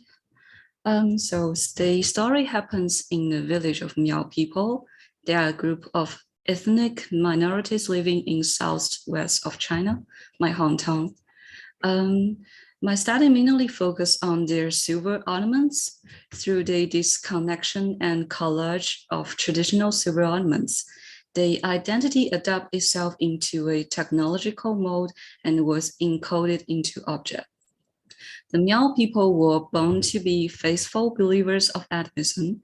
According to their oral epic, all Miao people are descendants of a butterfly and water bubbles.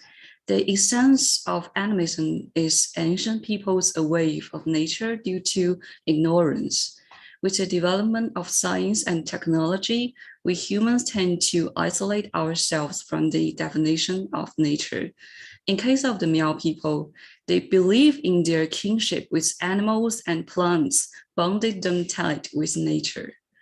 The regular operation of the modern industrial civilization was based on the use of metals. In this world I created, the metal inside machines, buildings, and roads merge with creatures, so the modern city is paralyzed. For this group of Miao people, they still live in traditional wooden buildings, so metal doesn't play the role of construction shelters for their body. Instead, metal, the handcrafted silver ornaments, is a medium to store souls and memories. The spirits of their ancestors who live in silver protect them, help them evolve into something more than human. A non-linear narrative was used in the storytelling to break the temporality of traditional practice. The two characters in the film are the same person from different spots on the timeline. The whole story is a Morbius strip. The Chinese title of the project means undecided record, hinted that the past, present, and future are interchangeable. I feel like the lifestyle is an automatic protector and the way we preserve culture. The interpretation of the traditional Miao garments emphasize that the notion of architecture not only deal with the problem of building or structure, but also the body and the whole lifestyle. When inanimate objects in the traditional definition are given biological qualities as a hybrid life form, the boundary between species, organic and inorganic, was blurred. Through those chimeras' eyes, I look for a more intimate symbiotic relationship between man and nature, traditional and technology. Yeah, that is what about my project. Thank you.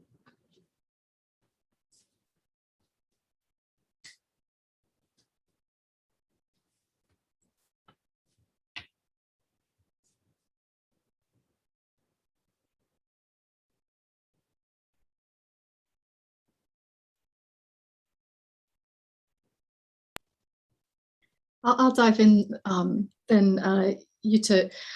I absolutely love what you said about your project. I think your spoken words were touching on a whole series of ideas, which I think are super interesting, important, most particularly a word we've used in previous projects, but the absurdism of sorts and paradox. I like very much the idea that there is only one side and we're all on it, i.e. the Mobius strip notion. And I'm very much in favor of the notion of what you called, I guess, the complex relationships between the animate and the inanimate, shall we say. So I think the storytelling of this project, in the very best sense, is excellent. I wonder how, and I just want to compliment you on your animation. I think it's great. But I suppose my curiosity as a person that you've generously invited to watch your work is how it could go further and where you might want to go with it. And I particularly commend the soundtrack by a duo. I'm not sure if that's you or a friend or a found track.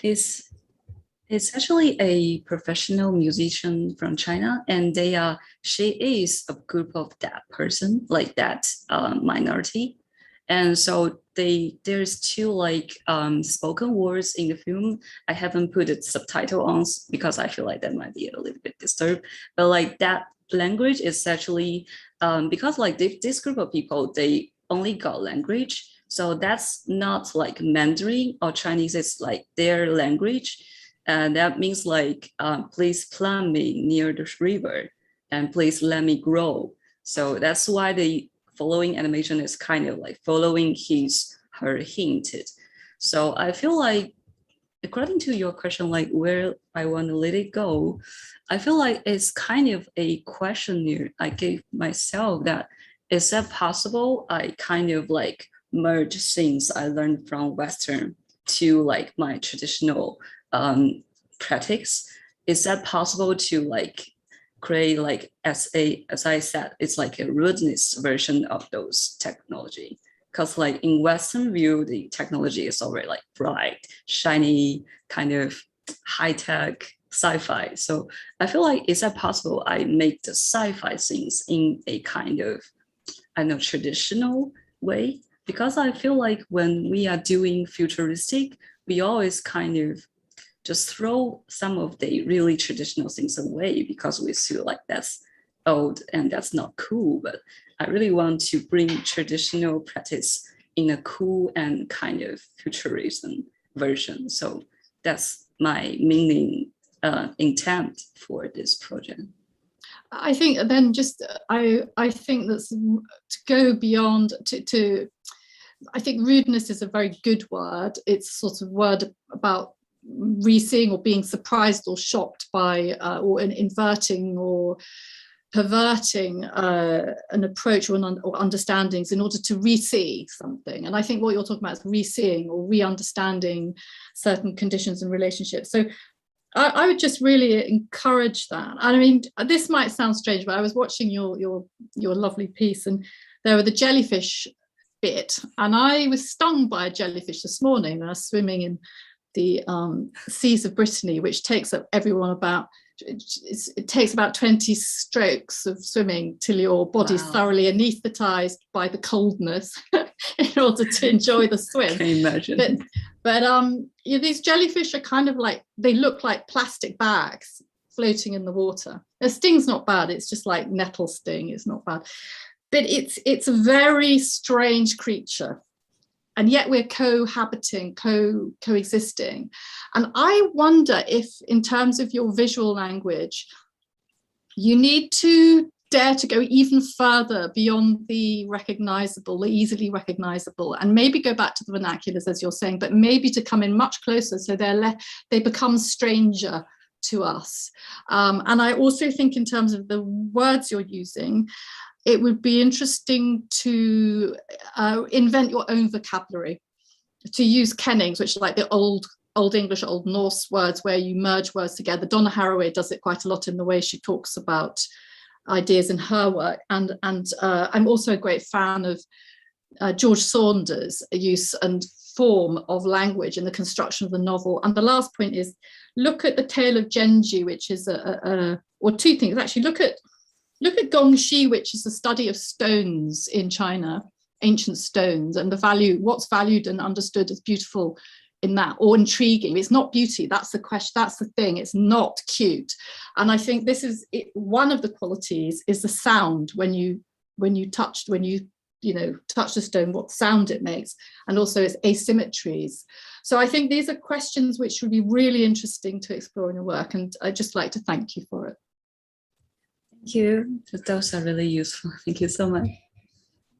Yeah, I was really, thank you for that really transporting experience. I was like somewhere else for a few minutes. It's beautiful, an incredibly evocative video, and I really love the work. I love the thinking behind it, and the things that you designed and made in addition to the film that are sort of characters in the film, and the kind of body ornament architecture, if we call it anything else.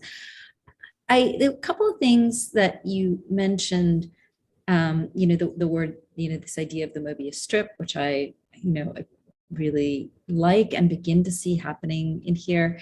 And also these interesting sort of scalar shifts. And I just wonder if there were moments where you could have pushed that like one step further. I mean, I feel like, even just the sort of simple, is it possible to remove the beginning and the end of the film? Is it possible that, we start outside and we move inside, and then at the end we're inside, with the butterfly? And is it possible somehow to wrap that on itself so there is no beginning and end? That is this kind of constant looping of these things. And the moments that I love the most in the film too are the moments where I think it's about to come around, but where like, I don't know what I'm looking at. I don't understand the scale. For me, those are some of the most effective, when something that seems to be at an object scale, I feel like all of a sudden it's at the inhabitation scale. And I think those are the really here, right? Like, I don't know what I'm looking at. And then I see it's actually something existing on a body. And then, those same sorts of forms transform into other things. And I think it's maybe most jarring where there's a direct cut, right? Where there isn't the ability to transform. And I think maybe your butterfly could do that. I think just even kind of working, like doubling down on those scalar shifts could do that for you. And the whole thing could become just absolutely seamless. Oh, yeah. Thank you. That's funny. Kind of using the butterfly to seal all the end and the stars, so they. Yeah, I mean, it's there, right? Isn't that it right there? And I think just like, and here, I love where this thing starts off as a small object that I start to begin to believe that now at this scale, it's something I could occupy, and now it's going back down and becoming the butterfly. Anyway, those are my favorite moments, and I just would love more of those. Thank you.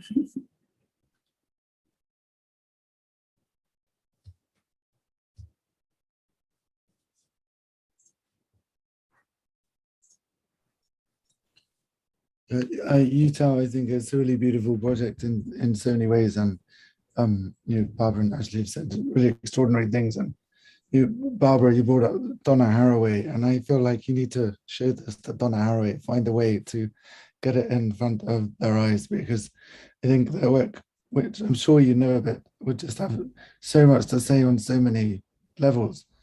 And there's one particular essay where it's an excerpt from one of her books called Tentacular Thinking, and picking up on the idea of the jellyfish. It's a kind of theory of tentacularity, tentacular beings, like jellyfish and octopus and snakes. And within that kind of bestiary, the figure of the chimera, which is another word you used, is very important. She speaks of multi-species models of chimerical beings. So this is a really rich language. But one of those figures is Medusa, who has snake hair. And I think the figure of Medusa is interesting because she is, like, if one reads that figure in a kind of Haraway feminist cyborg way, she has these special post-human qualities, but which give her this incredible insight and like a way of seeing, which I think you kind of have. But the thing is that makes her a highly marginalized, peripheral, kind of outcast figure. And that, I think, also is in the nature of the cyborg, that they're so far ahead of their time that they become marginalized and a kind of threat, a social threat or something. But I wanted to ask you, like, are the figures that you show us, are they really Medusas, or are they wearing ornaments? And I think, like, in the history of the Miao people, it's about ornamentation. The human remains kind of intact, and then it's elaborated. And I'm not quite sure, looking at your animations, to what extent the human kind of body map remains intact under the ornament, or whether there is a more kind of aggressive and violent interspecies interpenetration. And I think there's a capacity for even more extreme kind of Medusa look of death, because the gaze that appears in your video, it's not a look of death. It's to me, it's a very human gaze that's legible within certain codes of cinematic gazes and beauty. And I just wonder whether that's in your mind, these beings, to what extreme are they chimeras? To what extreme are they multi-species models? And therefore, to what extreme are you prepared to alienize the human? Yeah, I think according to this, it's interesting that you mentioned jellyfish, because I use jellyfish because actually this thing just happening now, actually my background. So it's actually like a pupa. So I'm kind of enlarge it into a cave, sorry. So it's more kind of I want to make it kind of like a dream. So it's more like the atmosphere. And I'm using jellyfish because I know one type of the jellyfish, they are possible to live forever, but they are, because they don't got brains, so they kind of growing another itself, and then it keep his life on that thing. So I think in your mention about the extreme version of the Medusa, I think it's in my side, it's more similar to the jellyfish. So at the ending thing, when those silver things, they grow up and eaten the character. So it's actually sorry, let me stretch it. So actually in that thing, the character is actually embedded into that geometry and then became butterfly. So the human itself is not only wearing those metal in ornaments, it could be transformed into some kind of liquidized metal and then turning into another creature.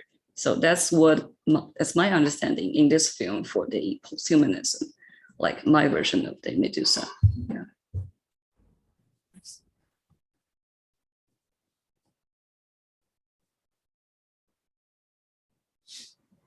I think I'll continue from there because, yeah, really amazing storytelling and this kind of approaching to architecture through the narrative and really understanding all the scales of it.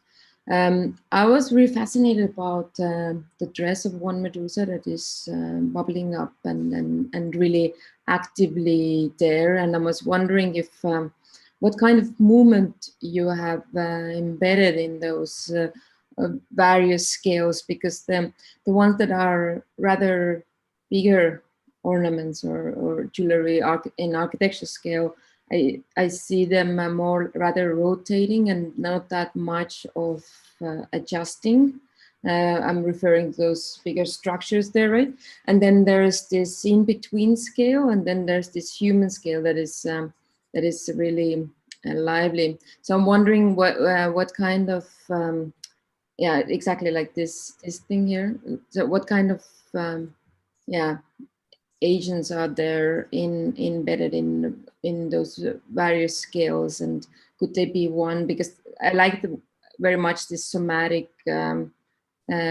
scale of this living creature on top of the living creature.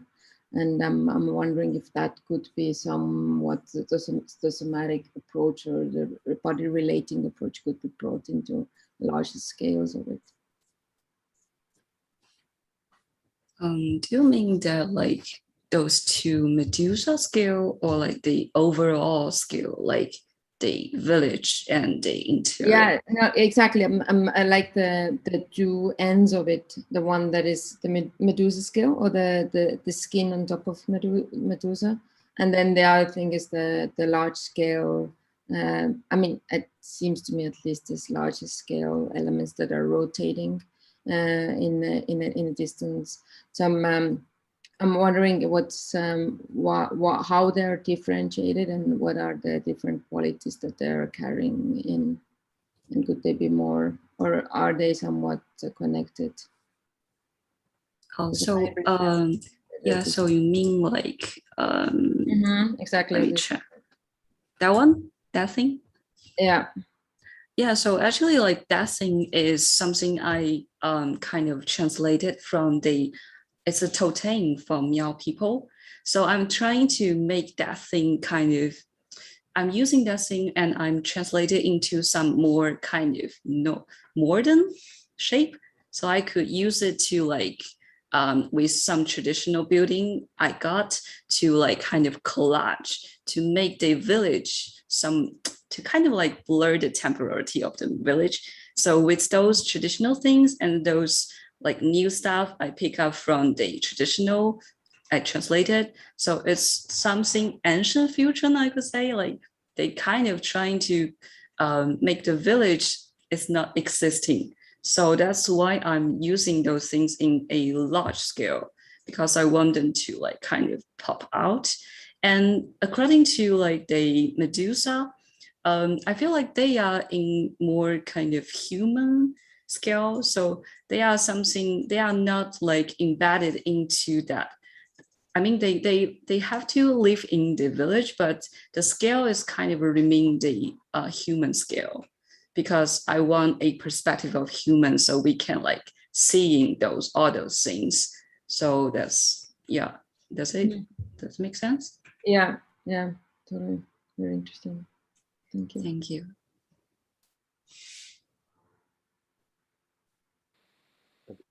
I'm following a little bit the Medusa meta discourse here, and I'm not sure what to do with it, because I've been reading on the Wikipedia while we're talking, like this like circles on itself in a really weird way, right? It turns out that we call jelly, this is to Barbara's comment in the chat, we call jellyfish medusas when they are reaching a certain kind of sexual maturity and then like emit these larvae.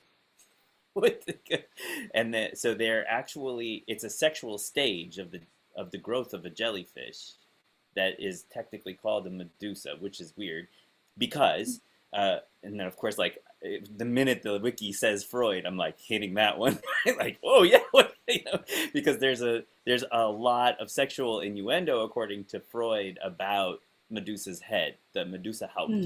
So I'm just saying this could be an amazing world to enter into and to think about, like also the head in relationship to sort of Western mythology as the sort of site that needs to be decapitated as a site of sort of sexual desire, blah, blah. But also, and this is maybe to where you started, Yutao, because this is for me, like I would like to circle back to where you started, which is like, here's a minority in present day China, and the relationship between whatever the non-minority and this minority presumably has produced some form of trauma. That's just like what we wouldn't even call a minority without necessarily saying, oh well, there's trauma. So in a certain way, I'm kind of like I'm worried about the kind of transcultural capacity of myth to just sort of move from culture to culture. And on the other hand, I'm wondering, and this is my comment is really a prelude to a question, is like, are you interested in the kind of psychoanalytical trauma that all of this conversation that in a way John and Barbara have introduced? Like, are you interested in this sort of psychoanalytical depth of this stuff, or is this really about like just, and there is never just ornamentation, but is it really just like, the question is this about ornamentation, or is this about the psychoanalytical depth of ornamentation? I think it's not about ornamentation. Ornamentation is kind of like a visual style, but yeah. I'm using that visual style to kind of like regraphing my own cultural. So I'm using it as a cut point to get into like those depth things beyond traditional culture. Because when every time we say about like traditional culture, they stopped as traditional. But I feel like after, like other than traditional, like those cultural itself actually got things that is like temporality, like they are contemporary, they are related to all the knowledge we learn now. So I think that's something I want to use ornamentation to explore. So yeah. Well, that's interesting. I also feel like, as well as the psychoanalytical, I think this seems to me also like a deeply anthropological project. And, you know, some of the way that you speak about materiality, like when you think of it in terms of like architecture and the way that like materials tend to get talked about, I think what you're doing is totally different, because the way you seem to understand material is much more like substance. Like I feel like an anthropologist like Levi Strauss or something talking about the raw and the cooked, and how the like substances function within a society to produce social bonds of kinship, like the exchange of certain fluids or nutritional ingredients constitutes the society. It's like the primal bond that ensures identity and continuity. And so I feel like one is used to thinking in architecture of materials and like, you know, in their structural and phenomenological properties. But I feel like you're completely transforming the way you're asking us to understand what a material is, and to think of it instead of like a substance.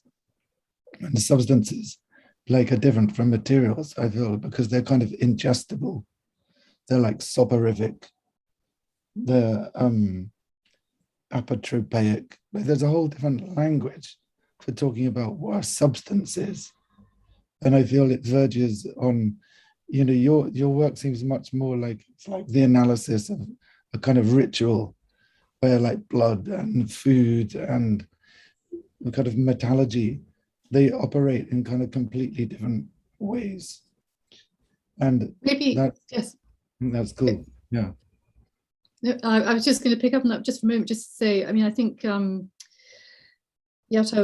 the way you talked about non-linear approach to your narrative, I think, but I would also just add to what was just said then by John, but about the counterintuitive. I mean, I think there's a real problem for us as visual thinkers, often visual thinkers, in a sort of conditioning of what we understand is, I guess, forms of beauty or rhythm, and I think if you go much more closely to what you use the word rudeness, I think there's a chance that you could come up with an understanding of even aspects of the technosphere where metal is, or metals, anything that is non-biological, should we say, has a place somehow. And I think it comes back even to the first project we saw, which is the conjoining of one kind of materiality with another.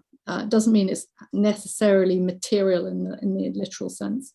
And I think it's this joining or interrelationship, and how that works is what's really interesting in your project. So it's your approach that's the value of this project, not the thing itself, if that makes sense. I want to also come back to the first project and to Hernan's comment about that one, right? Because he said, I really appreciate actually that this sort of, was it the first project? The spheres that started, I don't remember which one, how many ago that was. But yeah, anyway, he was like, I really appreciate that you like went ahead and saw how this was going to affect the building in kind of copious detail. And here, and in a way, and this is to Casey's earlier comment about parasites and why are parasites, like it's about letting sort of the trauma, the repressed trauma of whatever trauma, like enact itself on sort of normative everyday existence, and laying that bare. In this project, just to be somewhat critical, even though I really love the project, the question is like, what is this ornamentation, this sort of like attacking? in a way. I mean, right now it feels like it's growing on a body, in the way in which one might have, like in modern period, if you're Adolf Loos and you have this kind of racist mind, you're thinking, okay, like that's this trauma enacting itself on the modern body, and we have to cleanse and purify that. But like, I thought that this was that this form of ornamentation would actually find its way into sort of the built environment and attack the sort of normative, everyday repression of trauma. So in a certain way, by comparing the first project, which in a certain way sort of rang the bell, as it were, of the parasite, and my question here is, in a certain way, why isn't that happening? Why aren't buildings as equal opportunity victims, as it were, to this kind of ornamentation unbound? Unless you see buildings here that I don't.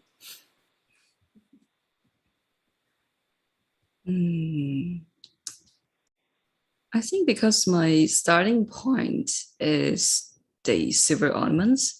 So I start from something they wear daily, and I pick up like the metal as something I kind of modify. And I feel like I have something hidden in my mind is like, I don't really like metal buildings. I feel like the buildings can be something else than metal. So I'm actually like, I'm a great fan of those traditional like wooden stormers building. So I think that's a bit because of my own interest.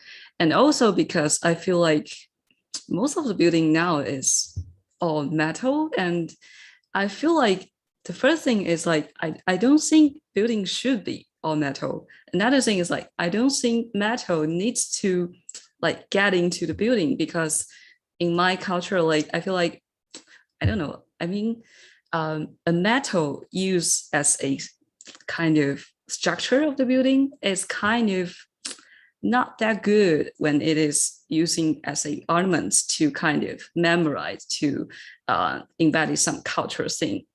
I feel like the metal is kind of absent in our kind of architectural world, because we use it as material, but we don't care it is just a structured material. So that's why I kind of scaled it down into a body size. So it's kind of to like kind of rethink the use of the metal as well. So the metal should be a use as a bit more like flexible way. That's what I'm trying to attempt. Like, because if I trying to like make those things a huge, massive building, I feel like it's the same as a skyscraper in the now. So I feel like is that possible to reuse metal not as that aggressive way? I feel like those things are a bit aggressive. Does it make sense?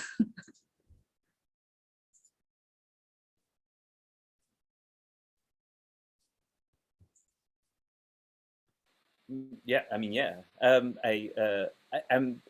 My instinct is just to sort of call up other metallurgical ornaments. Louis Sullivan, who is like in a certain way in the American case, like really sort of works really hard on the steel frame. At the same time, is kind of saying the same thing you're saying at the end of the 19th century. Like, part of the value of ornament or of this liquid material is that it doesn't only just act to hold up a building, it also can kind of grow on it. And so like the Carson Peary Scott, the first floor of it becomes this like floral explosion at the entryway, partly as a kind of dialectical other to the sort of rigorous engineered structure within. And for Sullivan, that was a certain way a kind of modern project, was to maintain the sort of the multiplicity of the function of that material. So in a way, weirdly enough, there is a precedent to it. But I hear what you're saying, that fewer and fewer of our buildings today feel that they have the luxury and or even the like requirement to use metallic substances as ornamentation. There are other projects to think about here, like Gaudi and even on Bond Street, I think in New York, there is a low-lying, low-burn kind of modernism in what you're interested in. Thank you. Great. Maybe we have time for one more comment and move on to the next project. Just want to congratulate you, Tao, as the trip. I got to work with her during this time. So congratulations, you, Tao. Well done. Thank you. Yeah, amazing project. Really exquisite. Great, thank you. The next project is from Melody Chu. We'll go ahead and switch over whenever you guys are ready.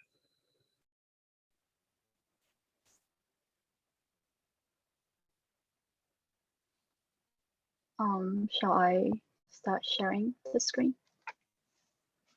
Okay, hi everyone. I'm happy to be presenting to you all today. I'll start by sharing the screen. Okay, so my name is Melody. My thesis advisor is Hanan. I'll be firstly start with explaining my thesis project, and then I would kindly show like a VR animation at the very end. My thesis project is called Drawing Virtual.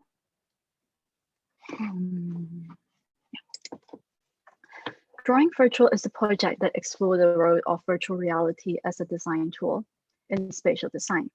As drawings have always been understood as fundamental tools for architects to communicate their design concepts with the others, the project will speculate on different drawing techniques, as in the way we drawed, we modeled, we designed digitally on various VR platforms, for to see if the act of drawing virtually could contribute to the conventional way we design architectures.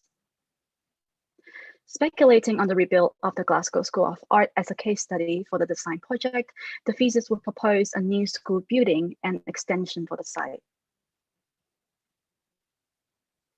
The project will be testing the use of VR in 3 different stages.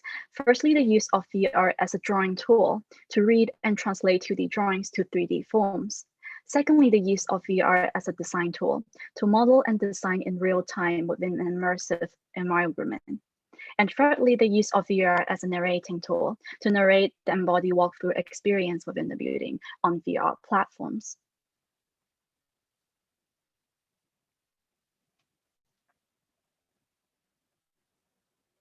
The project began by looking into conceptual drawings done by various architects, thus translating and bringing to life in 3D the 2D formal qualities contained inside these drawings through the act of virtual modeling.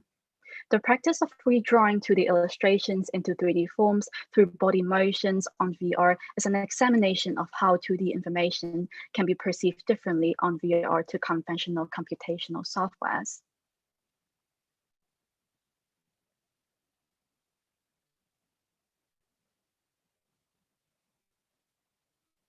The project then draws attention to a series of back and forth practices on composing and remodeling between the VR and computer interfaces. Different formal qualities are extracted from the previous virtual models, giving them scales and orientations, being read as interior and exterior parts. The model created in the multi-oriented interfaces of the virtual reality are brought together and composed as the initial building form for the project. In respect to traditional design mechanisms, for example, the datum lines, head spaces, floor dimensions, etc., the design process on the computer interfaces has allowed for precise modeling and context references, while the design and modeling process on VR interface could be separated into 2 parts, the interior space and the exterior facade.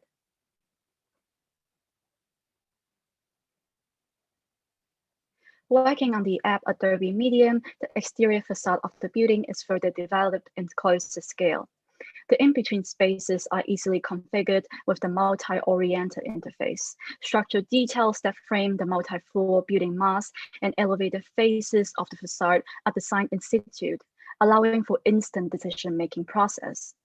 In comparison to the constraint of designing on computers, for example, the two-dimensional nature of the display, the management of the camera angles, etc., modeling virtually is a more intuitive and intimate experience to its users.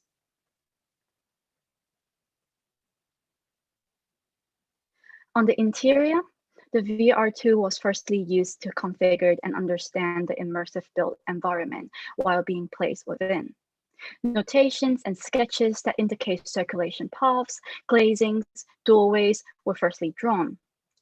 Instead of designing two-dimensionally before transferring design concept to 3D, as the motion of drawing with VR controllers is very much similar, if not identical, to physically drawing, design concepts and iterations in one-to-one scale can be very rapidly prototyped and adjusted. Designer can go fairly close to modeling handrails with fine details to placing yourself in the middle of the space and design. In this case, modeling structures, making spatial adjustments. Interior and details are no longer an afterthought, as you are constantly designing on the site and from inside out.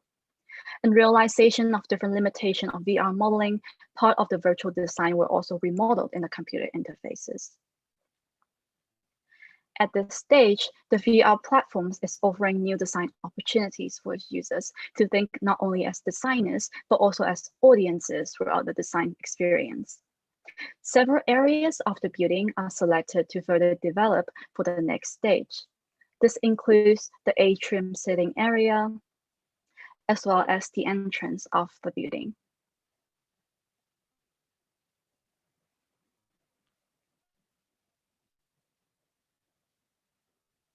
The project will lastly test the ability of VR to display and narrate immersive walkthrough experiences. Throughout the whole thesis, several VR software were tested to understand their features and strengths. And among all, Quill VR was used at this stage. The software itself are equipped with drawing, layering, and animating features.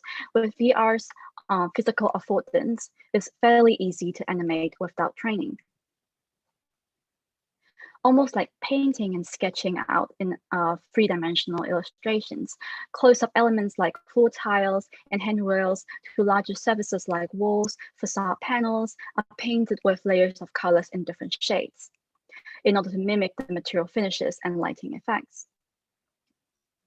Sketches are produced within the scene to craft various scenarios and moments of interactions. Some students would be studying here. Some people would be presenting their projects. Some would be chit-chatting on site. Movement and interaction are then added on, achieved by modifying frame-to-frame motion to select the objects. The design of the project at this point was no longer limited by the physical. As a designer, you are also experiencing the space as audiences, while audiences are also playing a part as performers. Background noises also kicked in to make you feel immersed within the space.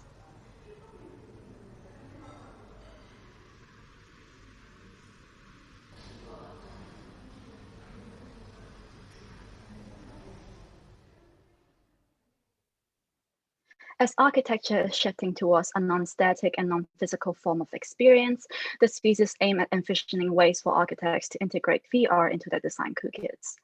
Through experimenting with the designing and narrating aspect of virtual reality, the project explores the impact VR technology could have on the way we think and design conventionally, pushing it beyond space and time constraints.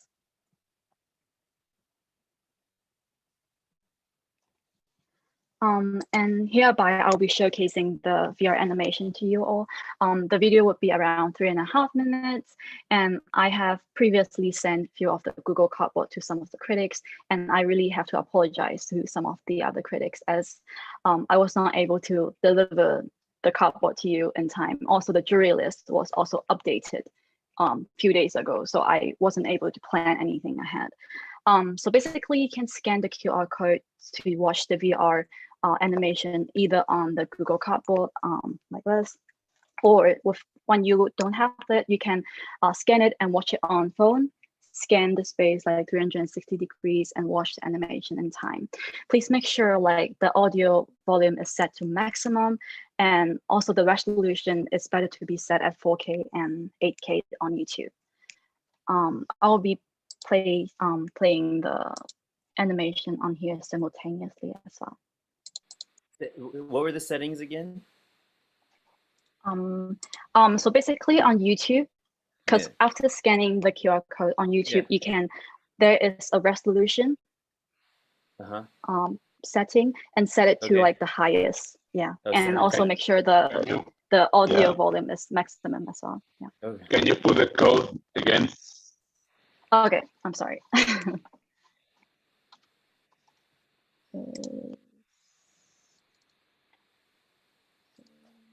Here. Yep. My phone's not picking it up. Is it working for other people? Sorry? My phone isn't picking. You just I can photograph send it. you to. Yeah. I know, it's not.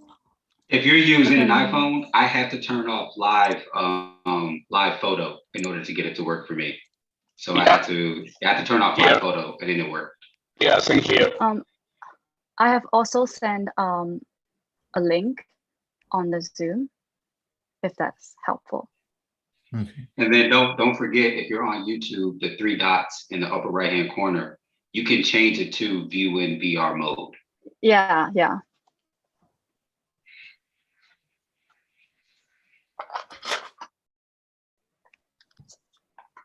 You can, there is also a button on the VR Google Cardboard where you can press to play and stop the animation as well.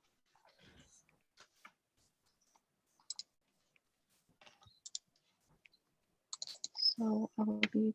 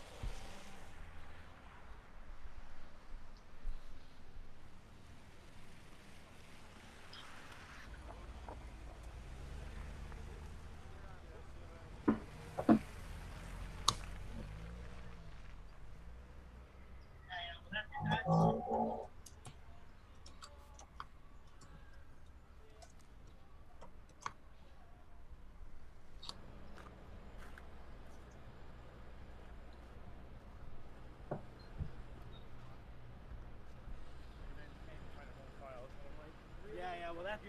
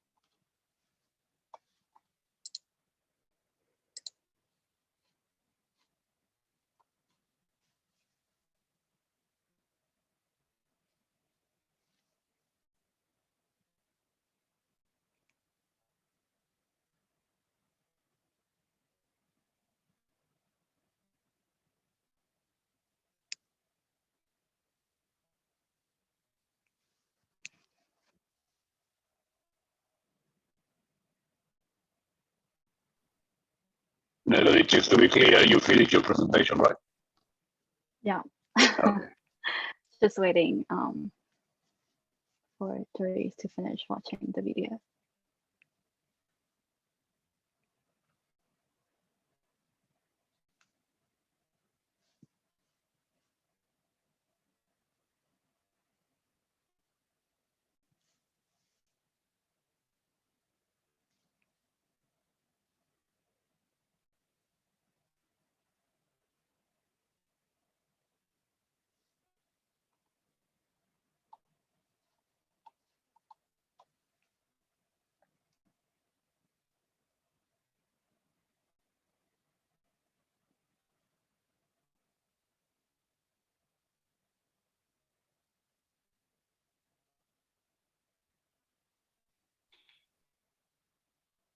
Melody, in the interim, can you remind me again the three tenets? VR as design, VR as Drawing space, tool, drawing tool, as well as narrating tool. got it, thank you.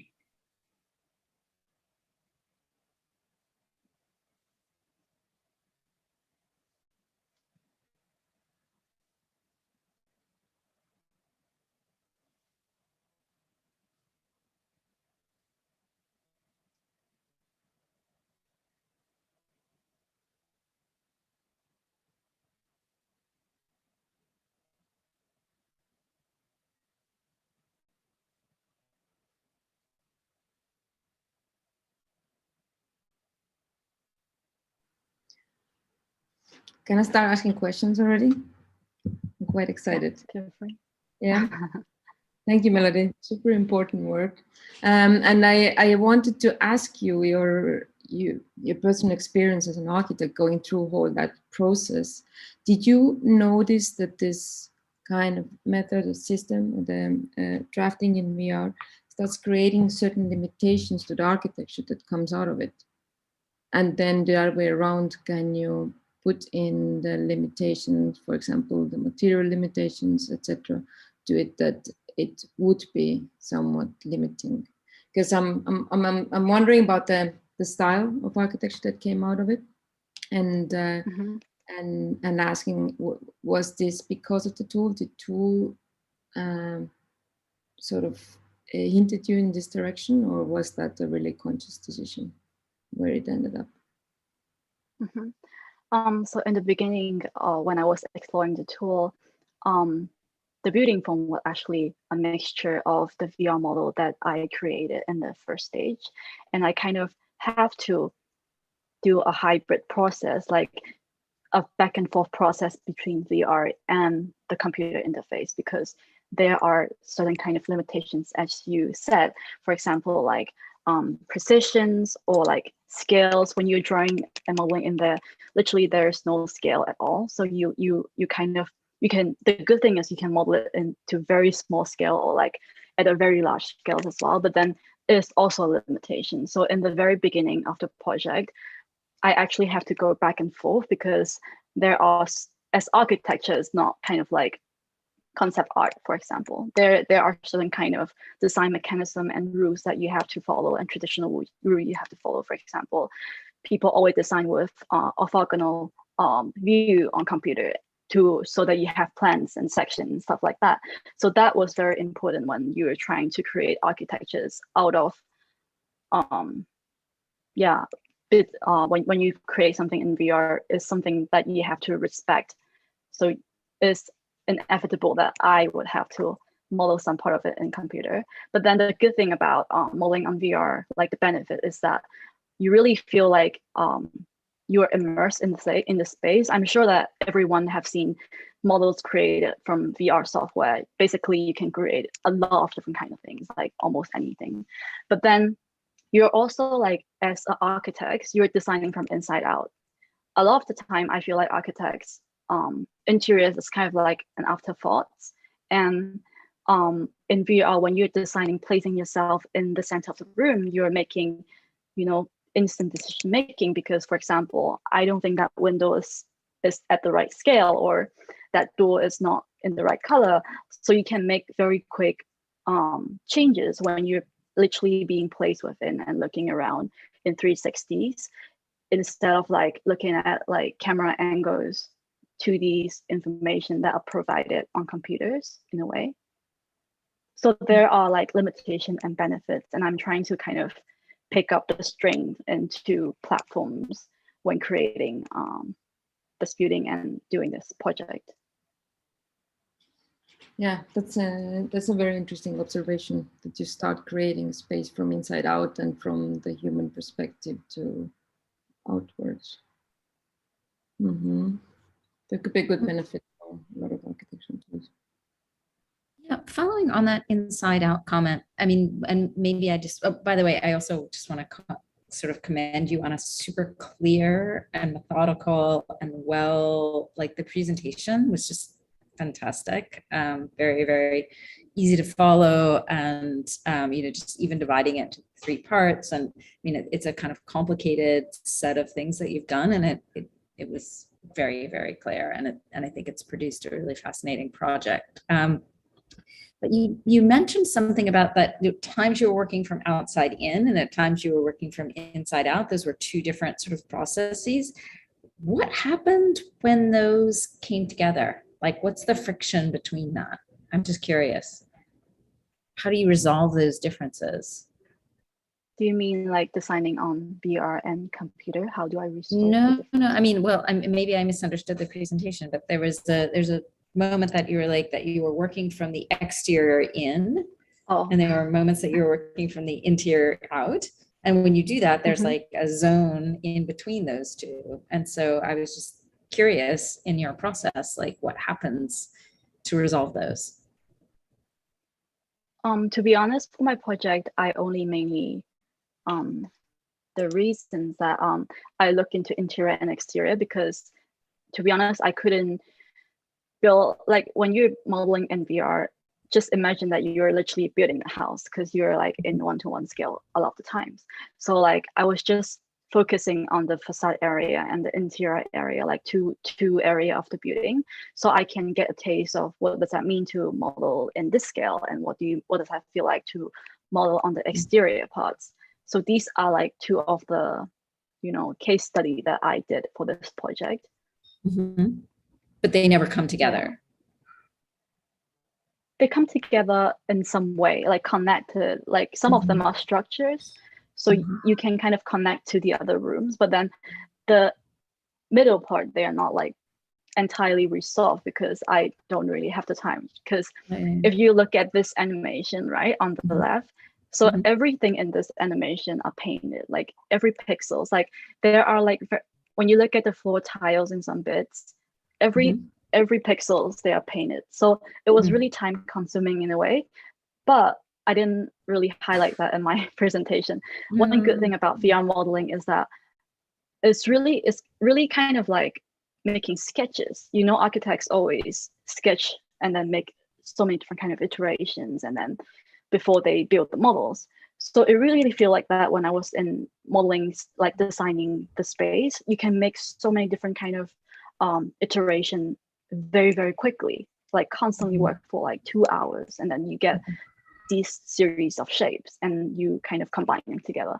So the time wise is also kind of different to modeling on computer, because it's just really interesting that you've sort of reversed the process. I feel like it's almost like instead of Robin Evans' translations from drawing to building, you're like translations from building to drawing.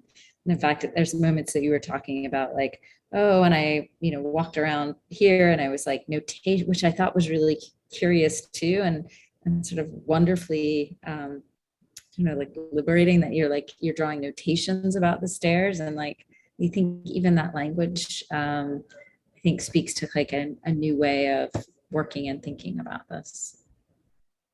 Thank you. I also did read about Robin Evans in the very, very early of my research. So yeah, maybe it's in the back of my mind or something.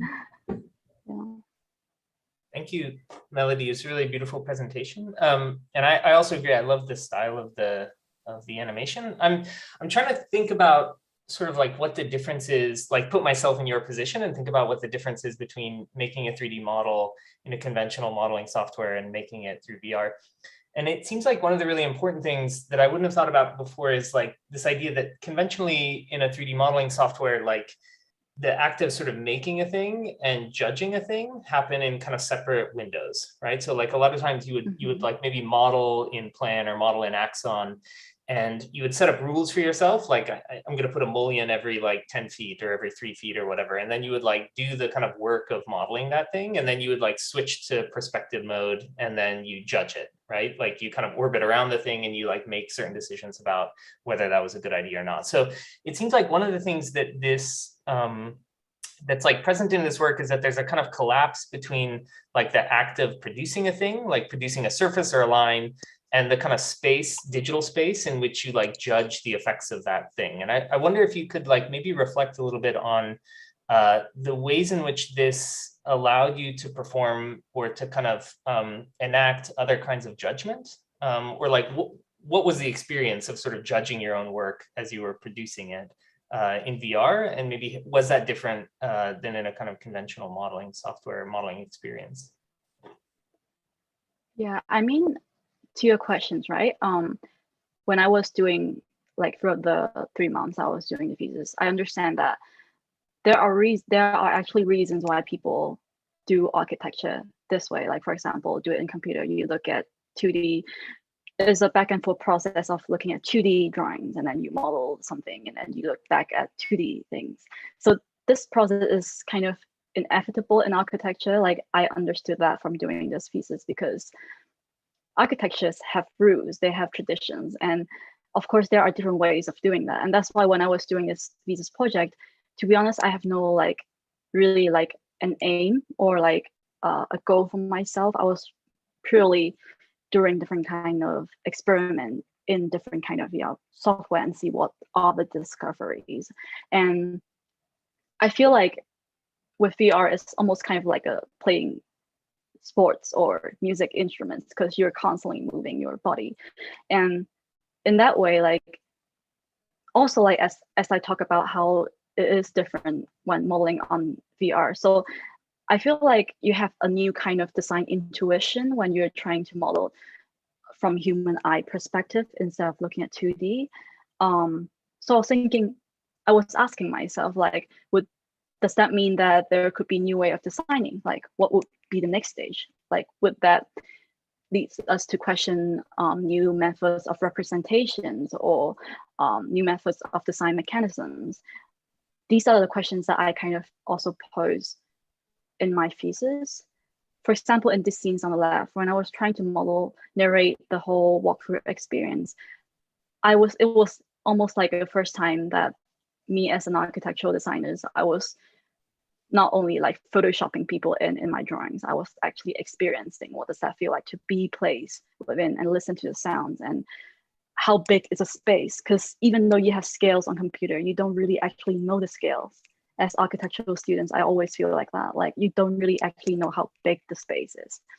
So in that case, yeah, that's the difference that I actually experienced when doing this thesis. I guess, Melody, if I could just pick up from Michael there. I first of all, thank you very much for causing me to order a cardboard viewing device. So it was, it's great actually. It's amazing. So and the whole sort I'm of so sorry. VR. Because when I look at Amazon, when delivering to your area, it would be like don't worry.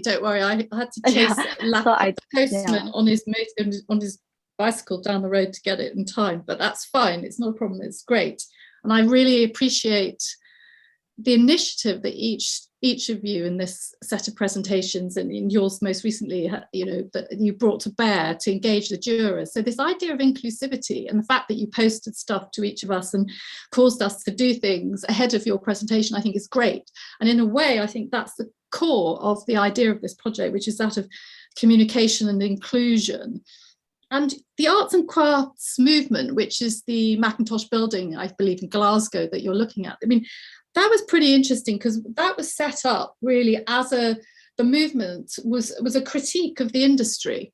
And in a way, I think what the value of your project, or the criticality of your project, the importance of it, lies in this idea that we, as those in it, and I mean in the sort of the diversity of our engagement with it, are understanding what it is we can do to critique and make it more transparent and accessible to those that may feel excluded from it and undermined by it in certain ways, because there's no question that the built environment is a political form that changes the way we all interact with each other, and it is exclusionary to many, so if not all of us in some way. So I think to go back to the principles of the arts and crafts movement, which was that critique, and it was the idea of the inclusion of the common person, and obviously in the sort of Macintosh times, it was the crafts person and the understanding of pleasure, the pleasure of crafting. And there's not a designer that I don't know who doesn't love designing, you know, like it's the pleasure of doing this stuff. We do it crazily for long hours and often well below the minimum wage, in my experience. And there was also a politic of socialism in that era, the Macintosh era, where he was peddling a view about forms of reform. So I think there's an incredibly interesting backstory to what you're presenting us today, and I really commend you on that. And perhaps the way you're talking about drawing, I think is good, but maybe it could go further, and you take the word drawing as more of the act of drawing forth, and drawing forth from others, not just from the sort of the one person at the center. You know, I think it's a much more complex idea of collaboration in this project, and I really commend you for it. Thank you so much. I can jump in. Really one tiny little point on this is I think it would be incredible on that point of inclusion to include, and I guess this is a rather obvious point, so forgive me, but it's sort of to include insects and plants and trees, the viewpoints of those other voices, as well as other peoples. So the amazing thing you have in VR is you do not have to obey gravity. Gravity was a word that came in an earlier project. You're not subject necessarily to the same forces, but you do need to understand the assumptions bedded in forms of representation as other kinds of forces. Anyway, enough of me. Thank you. I'll be quick. Melody, wonderful presentation.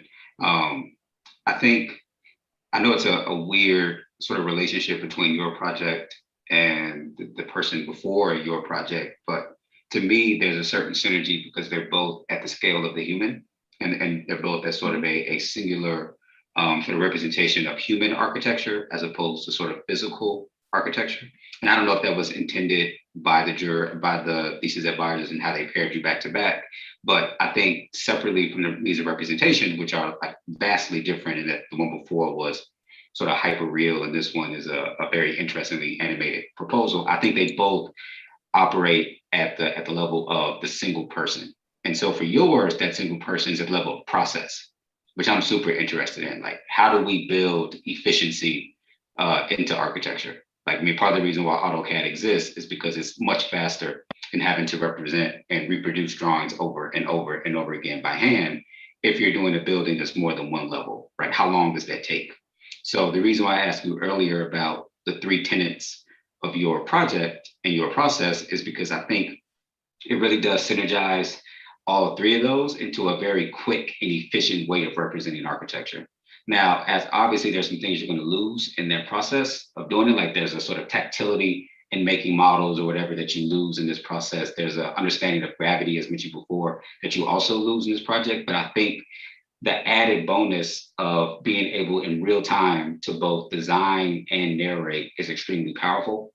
And I think by having us all get these boxes that you sent, again, thank you, in the mail, like reinforces the performative aspect of that, which is the other part of the process. Where before we would do the sketch in front of the client and say, hey, here's your house, whatever on the napkin. But you're essentially saying you can do that in real time. And if you have one of these next to you, you can actually see the house as opposed to it being 2D. So again, I mean, I want to commend you on this process because I think it ties so many interesting conversations together. And as a professor, we always try to find new ways to get your students to be excited about architecture and excited about a process within architecture. To continue to create new processes always interests me. So thanks. I agree, Jermaine, and maybe just want to pick up and maybe extend in a slightly different direction this idea of kind of inclusivity. Because I don't know, Melody, if you were at one of the lectures, one of the thesis lectures over the summer by Amy Hamray and Kelly Fritsch, who were lecturing on their work on crypt technoscience. And you know, that body of work, in broadly speaking, is a kind of critique of the assumed able-bodied position which many representational and design systems kind of take for granted, and with it many assumptions about the ease with which a certain kind of idealized form of the human is able to navigate and access, and therefore becomes the privileged subject of architecture and the built environment.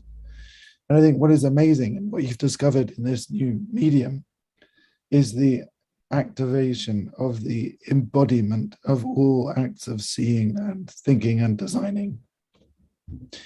And, you know, to me, that then, I mean, perhaps along the lines of what Barbara was saying about adopting the point of view of the plant, but also, you know, I don't know if you recall in the course of Amy and Kelly's lecture, they showed a really extraordinary video, which was of a blind gentleman performing a live critique of a recently constructed college campus building, and it was kind of nondescript, but apparently it was one loads of walls or whatever, and kind of a funky design. But he walked around it with his cane, commenting live, like on how absolutely inaccessible this structure was to someone with his kind of corporeal particularity.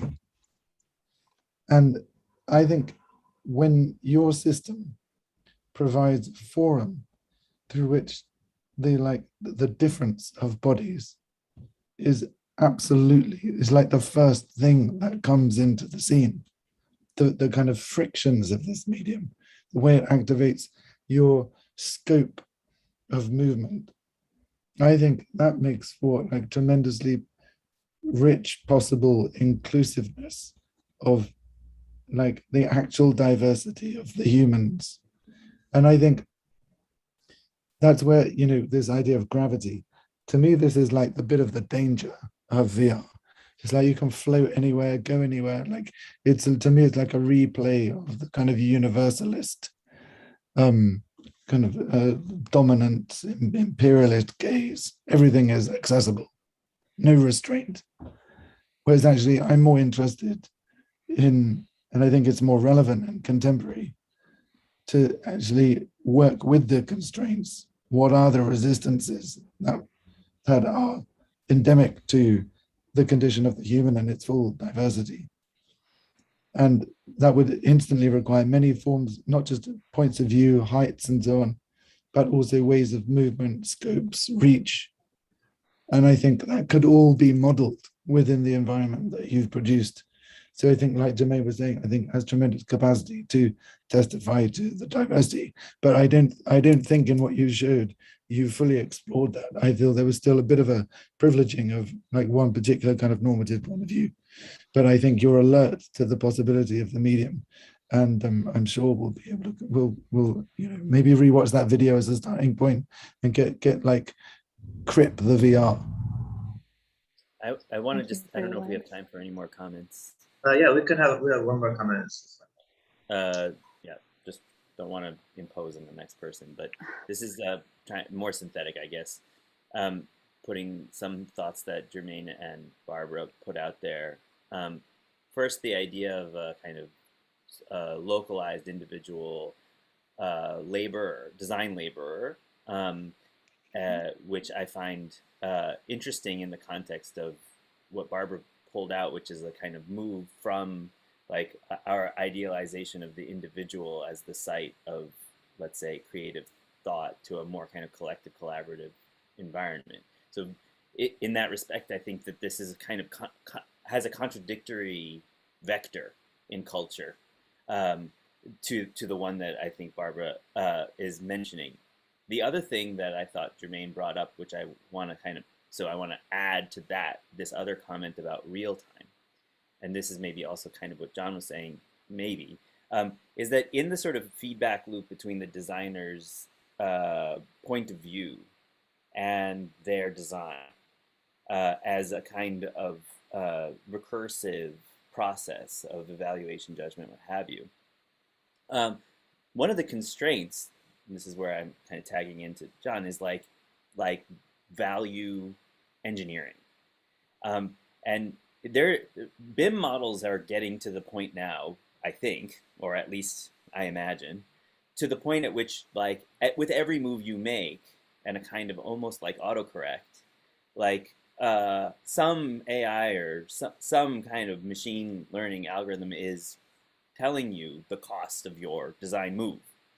I can imagine, make it out of steel, make it out of concrete, and you could change the sort of supply chain one way or the other. But it would be very interesting, I think, when the VR headset is put on, that in fact you're not alone, but you've got your value engineer, you've got your structural engineer, all like in your optical consciousness, so that you're actually in a way not occupying a kind of rarefied, idealized arca of architecture, right? But entering into the tecton too. So, and that you could maybe even kind of toggle and have, let's say, a kind of group thought on design interface with the sort of real-time sort of market value of the architectural materials that you're working with. The reason I say this is because I think that right now the project firmly sits in the idealized place of architect as designer, architect as visionary. And in a certain way, what's really kind of nice about getting a VR headset and then my kid being kind of jazzed about it when it arrives and put it together is like, this is the nerd, this ought to not be the visionary stuff. This is the nerdy stuff.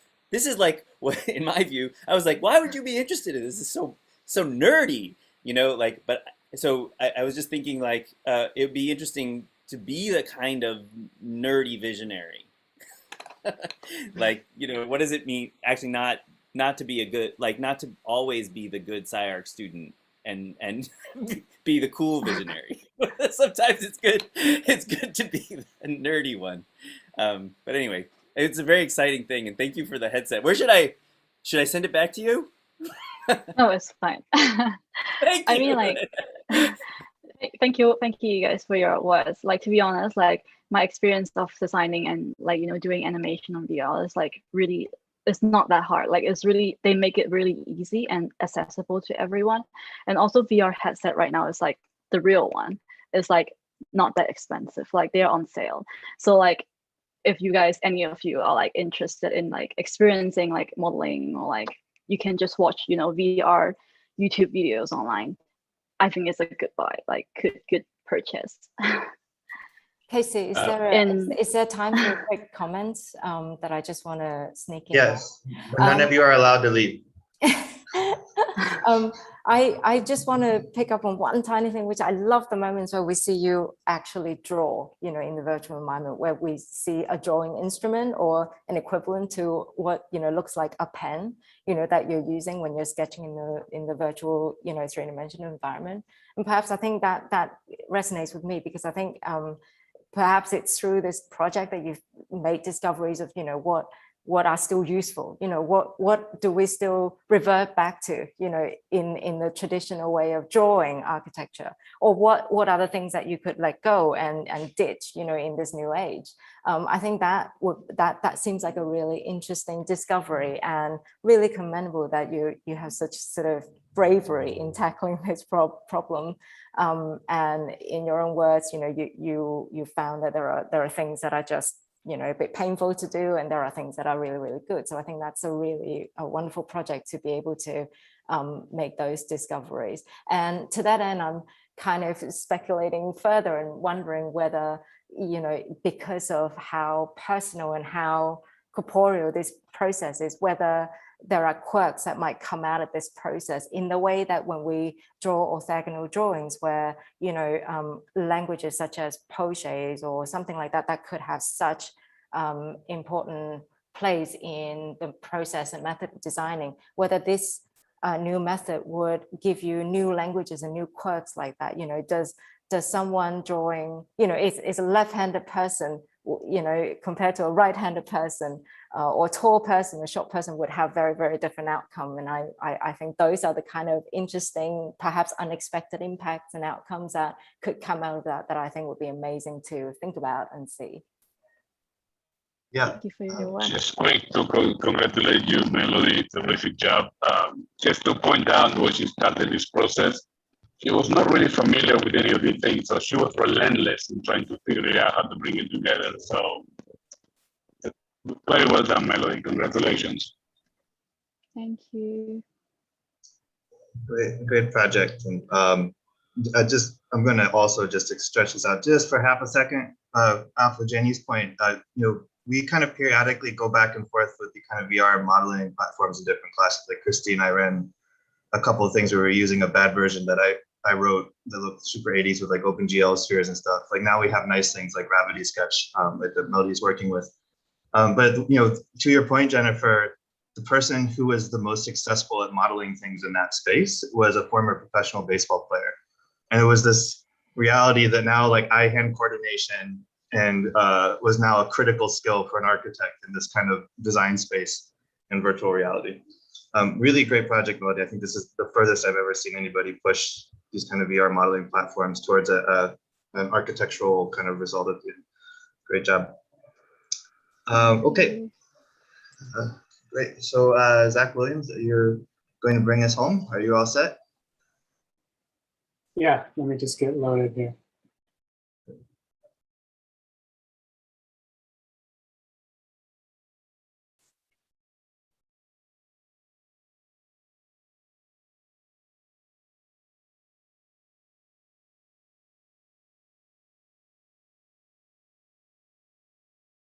Okay, so my name is Zach Williams. I'm an MArc 1 and my advisor is Hernan. And my thesis is titled That's a Wrap. The thesis creates a working methodology of sampling that suggests an open space where different architectural languages can cross-pollinate or contaminate, creating new territories and imagining new possibilities.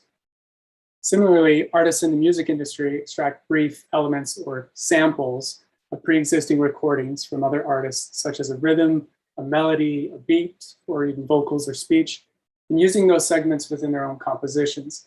But the end result isn't necessarily sampling, but it's a new coherency.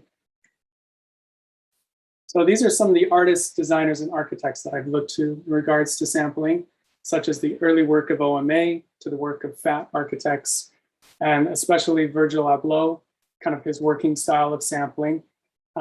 He's often described Duchamp as his lawyer because of the art historical grounds under which he can bring in pre-existing intellectual property into his reference system. Seeing here is just a quick catalog of early samples and tests, and basically just trying to test the technique of isolating and kind of extracting components.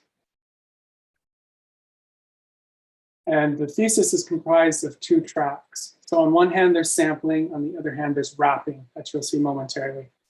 Neither are a parallel track, but an interconnected thread.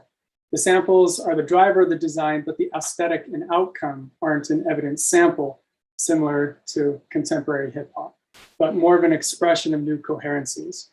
So here are the specific architectural languages that were sampled within the thesis.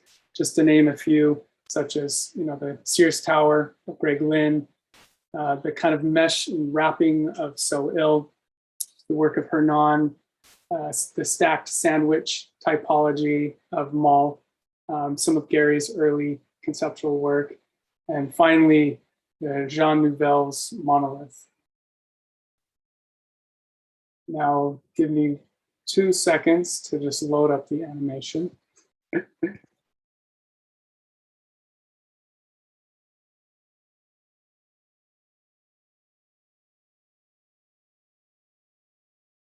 Let me just optimize for sound and everything.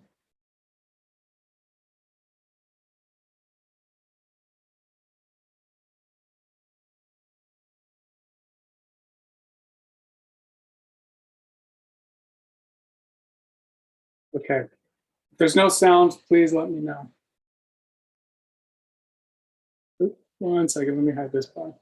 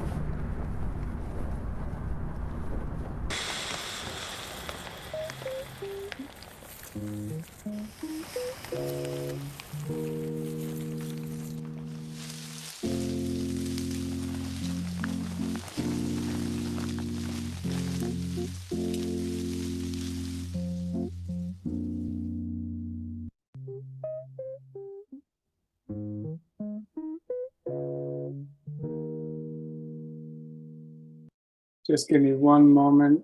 I'll make my final comments. I'm just going to stop sharing the sound.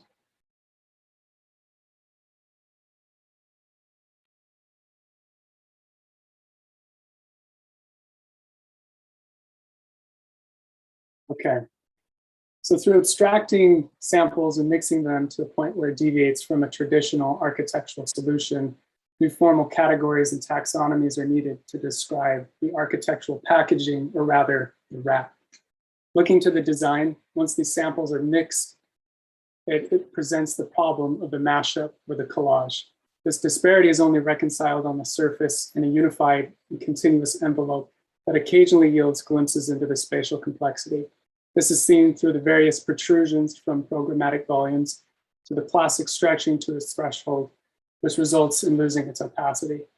Further consuming the interior elements through shrink wrapping allows all samples to be present, giving a sense of homogeneity to the dichotomy between the external wrapped form and the interior elements, resulting in an interesting problem of this kind of like in-between space. This is pushed further by the interconnectivity of the occupiable volumes, kind of the weaving square section splines, occasionally penetrating through the stacked typologies and spherical typologies. The wrapper, this amorphic entity, is the force driving these new coherencies through the surface and the continuous envelope, in addition to its dynamic and masking qualities, pushing the quality of architecture to something more than a static object, more fluid and constantly creating an almost formless object, sometimes more defined and articulated, while more ambiguous and shapeless once acted on. The design seeks to maximize the expressive potential of various architectural configurations by condensing their figurative illusions into one eloquent wrapped gesture. And that's a wrap. Thank you. You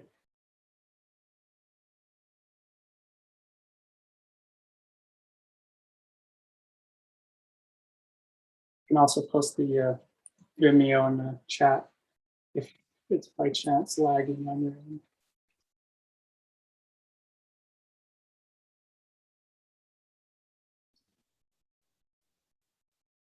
I can dive in, but maybe others might like to go before me. No, okay, I'll give it a go.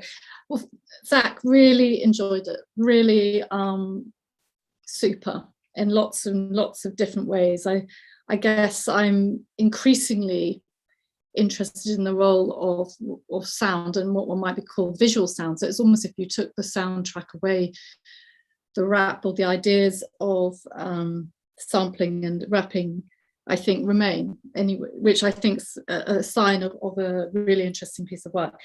I suppose, last night I watched with the kids the Altman's The Player. I know, because that opening sequence of nearly 8 minutes in a single take is something I've been thinking about for a while. And also, there's one of the Hitchcock's films, The Rope, where he has these invisible transitions done. And I think there's something very interesting about single take. So if I was going to make a comment, I think the idea of your project and this visual animation is so strong that if you could make it seem as a single take, I think it would be even stronger. And with that in mind, I think it'd be worth looking at Samuel Beckett's very short play called Breath, and the interpretation of that was done by Damien Hirst, and I'll just pop that into the chat. It's because I think there's much of what you're doing about packaging and breath and sort of the organic and inorganic combination that I think is really, really interesting in what you've done. And I think it's a really good example of how the visual world can talk about very complex things. And finally, though, I think the bit I would work on is the end. I'm not convinced by your ending, but I think it's so strong, it's worth working on that and getting it kind of towards something closer to the strength of this idea. Thank you. Thanks.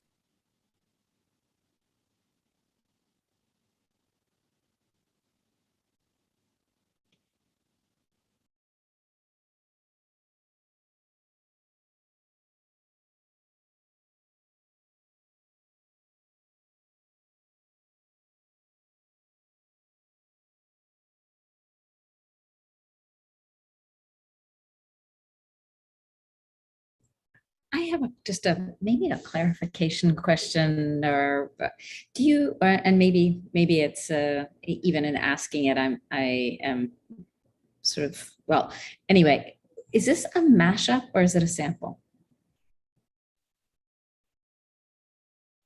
Interesting. So I think the problem, I guess the interior components create the mashup, and essentially that's kind of the sample. But a sample is, I guess, what I've been referring to as once you extract that kind of sample and so forth, it's not necessarily about the sample in the end. It becomes a new track, it becomes a new coherency.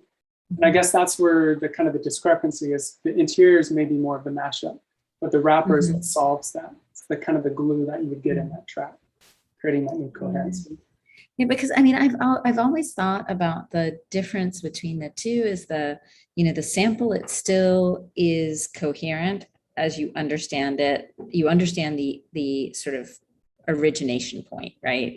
And whereas the mashup, the intention is that pitch, speaking of sound, pitch and tempo and those are edited and manipulated and like distorted sufficiently that we're not sure whether, that it really does become something else. I mean, even just in terms of fair use law, the sample is much more tricky than the mashup, right? Because the mashup has been manipulated sufficiently. And that's why I was sort of asking you, I mean, I feel like you have a mashup here more than like, I can't necessarily find, you showed those sort of source architectures. I don't really, which is in my mind a good thing. To me, you've mashed them up. There's something other, and I really appreciate the project for that.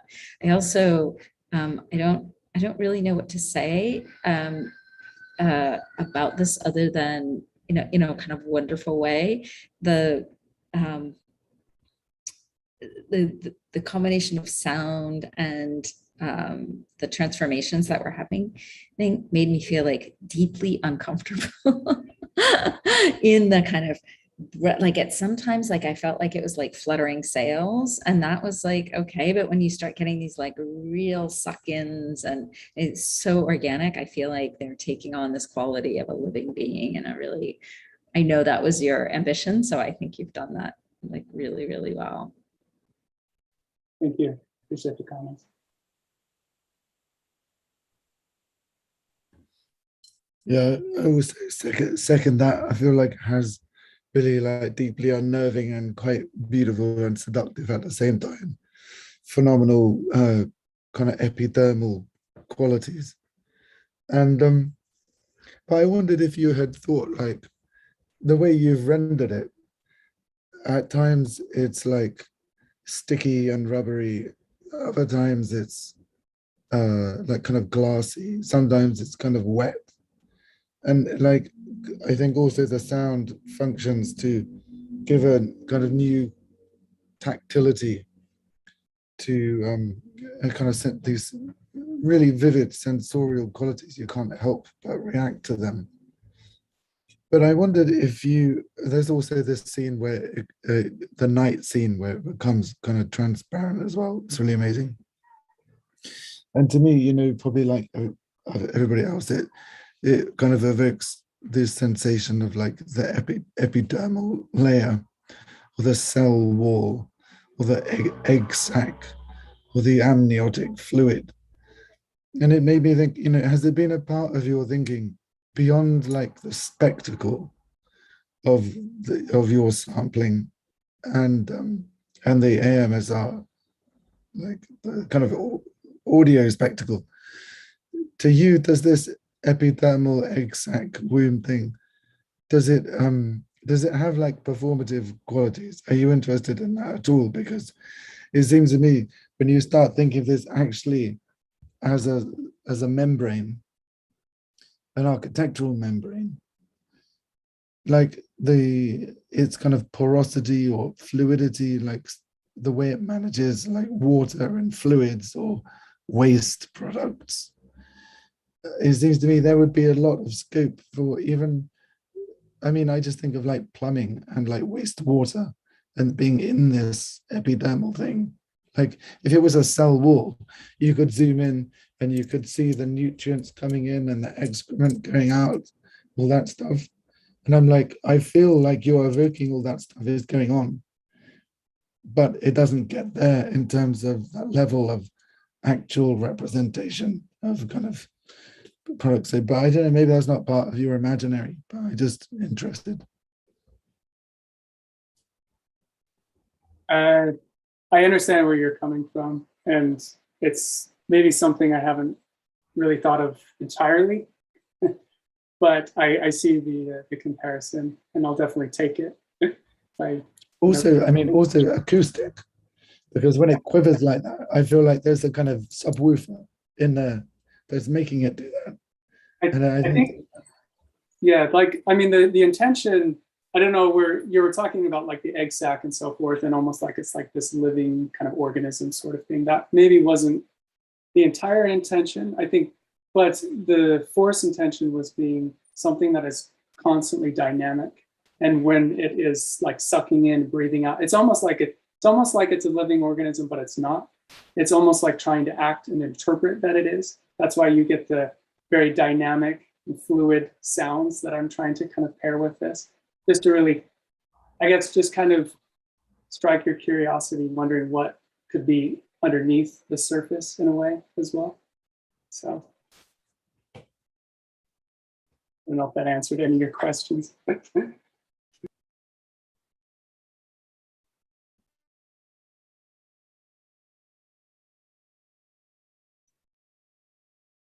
think it's kind of a fascinating decision to really only express the context inadvertently through kind of reflection or from your interior views. That's like where we actually get the sense of this thing as an urban project, which you had a pretty kind of vast quantity of precedents already that you were looking at, but from that interior perspective, it feels like it's a kind of innovation on the Shigeru Ban's curtain wall house in Tokyo, which itself I think is a pretty interesting kind of commentary about kind of domesticity in the city and the interior and exterior, and the kind of where that threshold or liminal event is that between the different spaces. And it might just be where you're selecting these interior points of view, but it seems to me that from at least just kind of looking at the section and looking at these views, which I find extremely compelling, that you're always adding another kind of layer in between the skin and the interior, or in between the domestic. I was like, is there a point in the project where this space would be inhabited right up against the plastic? Maybe it's in that large atrium. I'm not sure, but like in this space, right? Like it's very clear that you've introduced this kind of cage structure to mediate this dynamic membrane between the interior of the space and its urban exterior. But I'm trying to decide if it's more or less conservative than the curtain wall house. So there are moments where you get that kind of in between. I know what you're referring to. Essentially, I mean, looking maybe, let's go to this section maybe. Larger atriums would be, you would be interacting with the plastic specifically, but say where we're taking the interior views, either in one of these stacked typologies or one of the lower, you're kind of in the space within a space, and again, almost within a space within that. So, but there are moments where you're kind of in the open air atriums and so forth. But the interior views are kind of these lower volumes that you're seeing here. Just seeing kind of the echo and whatnot with what happens with the wrapper interacting and colliding with these kind of interior elements.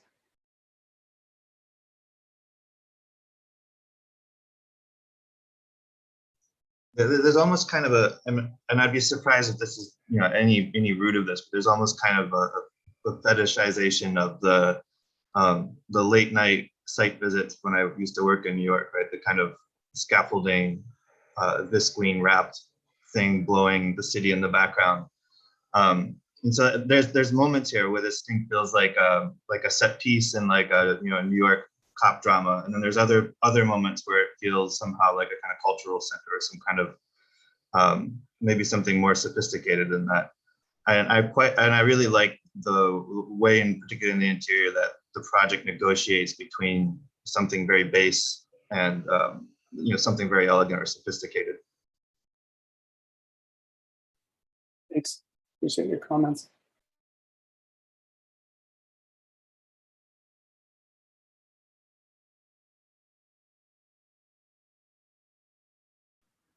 I can jump in here. Thank you, Zach. That was really amazing presentation and triggered a lot of emotions. So I guess I'm just gonna do, it's getting close to midnight at the moment in Tallinn, so forgive me if I would be a bit vague in a way, but it triggered a lot of different kind of narratives, and I think the first that start with some kind of like latex trousers going towards the Austrian Lederhose style, and then you end up in actually understanding that notably Estonian kids animations are the most utterly terrifying ones known in Soviet Union for the fact that they created these creatures that were plastic and easily foamable or changeable, but they were always like this plastic latex, and then you watch, and then they were super strange, and you end up watching them and having nightmares for the most time of your childhood. So I think it's something that you connected here, the Lederhose with the creepiness and the horrifying childhood of mine, and I really appreciate that because it adds another layer to the way of perceiving architecture that I can't, that I didn't know that I can. So I guess it's more of a comment than a question. Yeah, thanks again for the good late night trip for me. Thanks.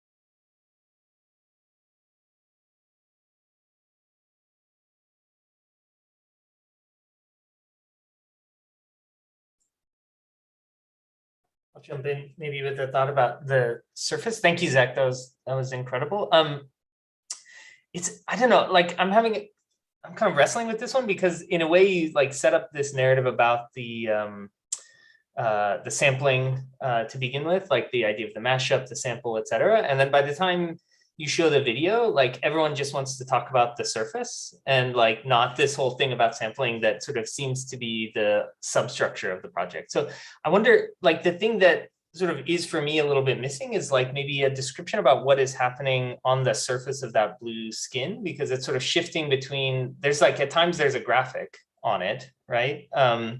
There's some kind of like graphic projected on it. And I wonder if you could talk a little bit about the kind of shifts in performances that are happening on that blue surface throughout the video. Like when does it go clear? When does it like take on a graphic, et cetera?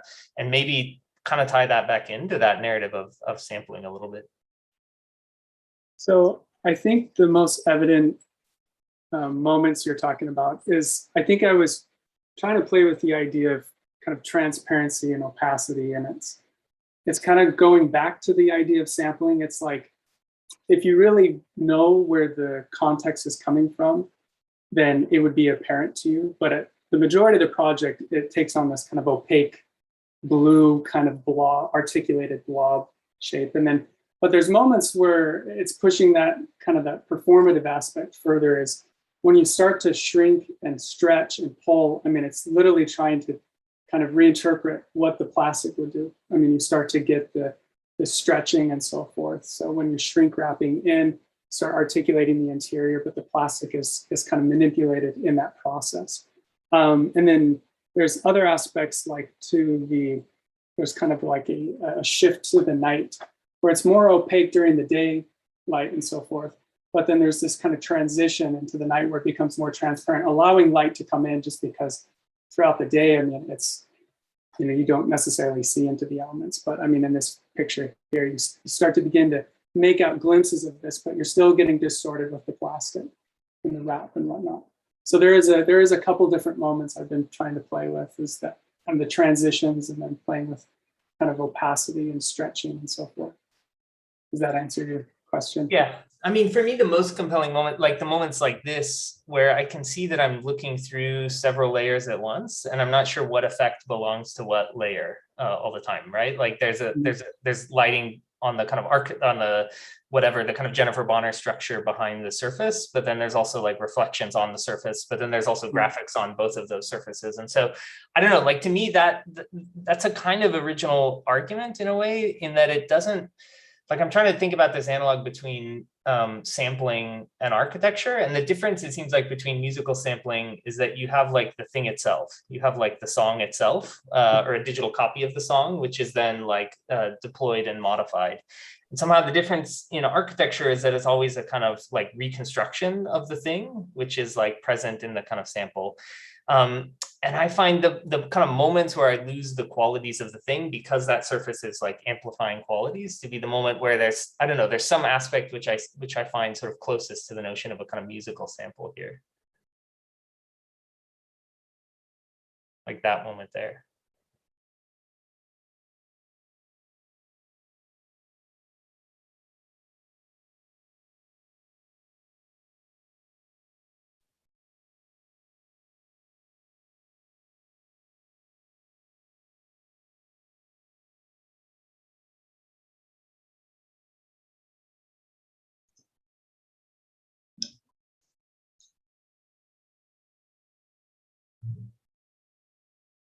Okay, I think we have time for maybe another comment if someone wants to, any closing comments for this project.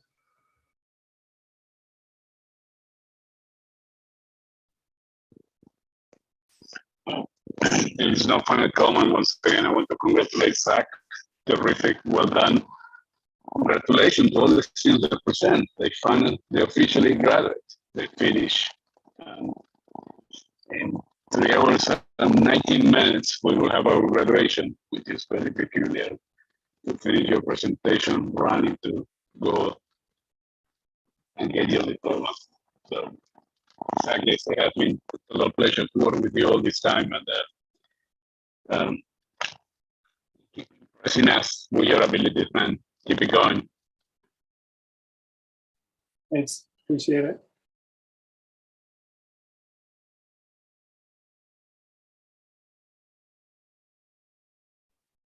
Well, great. Thank you all for joining us today. It was a fantastic series of conversations and projects, and thank you to the students for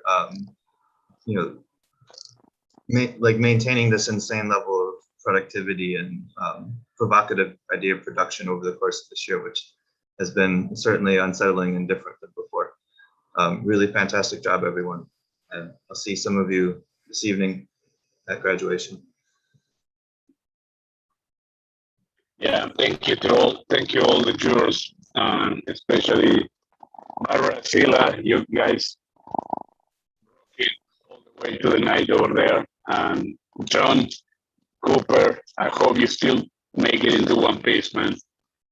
Oh yeah, I will. Yeah, I will. Terrific job. Terrific job. Thank you, everybody. And just say thank you for great organisation. Melanie has been, and others have been amazing in just coordinating all this so smoothly. I must have some hot tips from her. Thank you and congratulations to everybody. Yeah, thank you, everyone. And thank you Really to all the wonderful. students. Congratulations, good to see you all. The next time, hopefully we can see each other in person soon. Thanks, Great. everyone. Good night. Good night.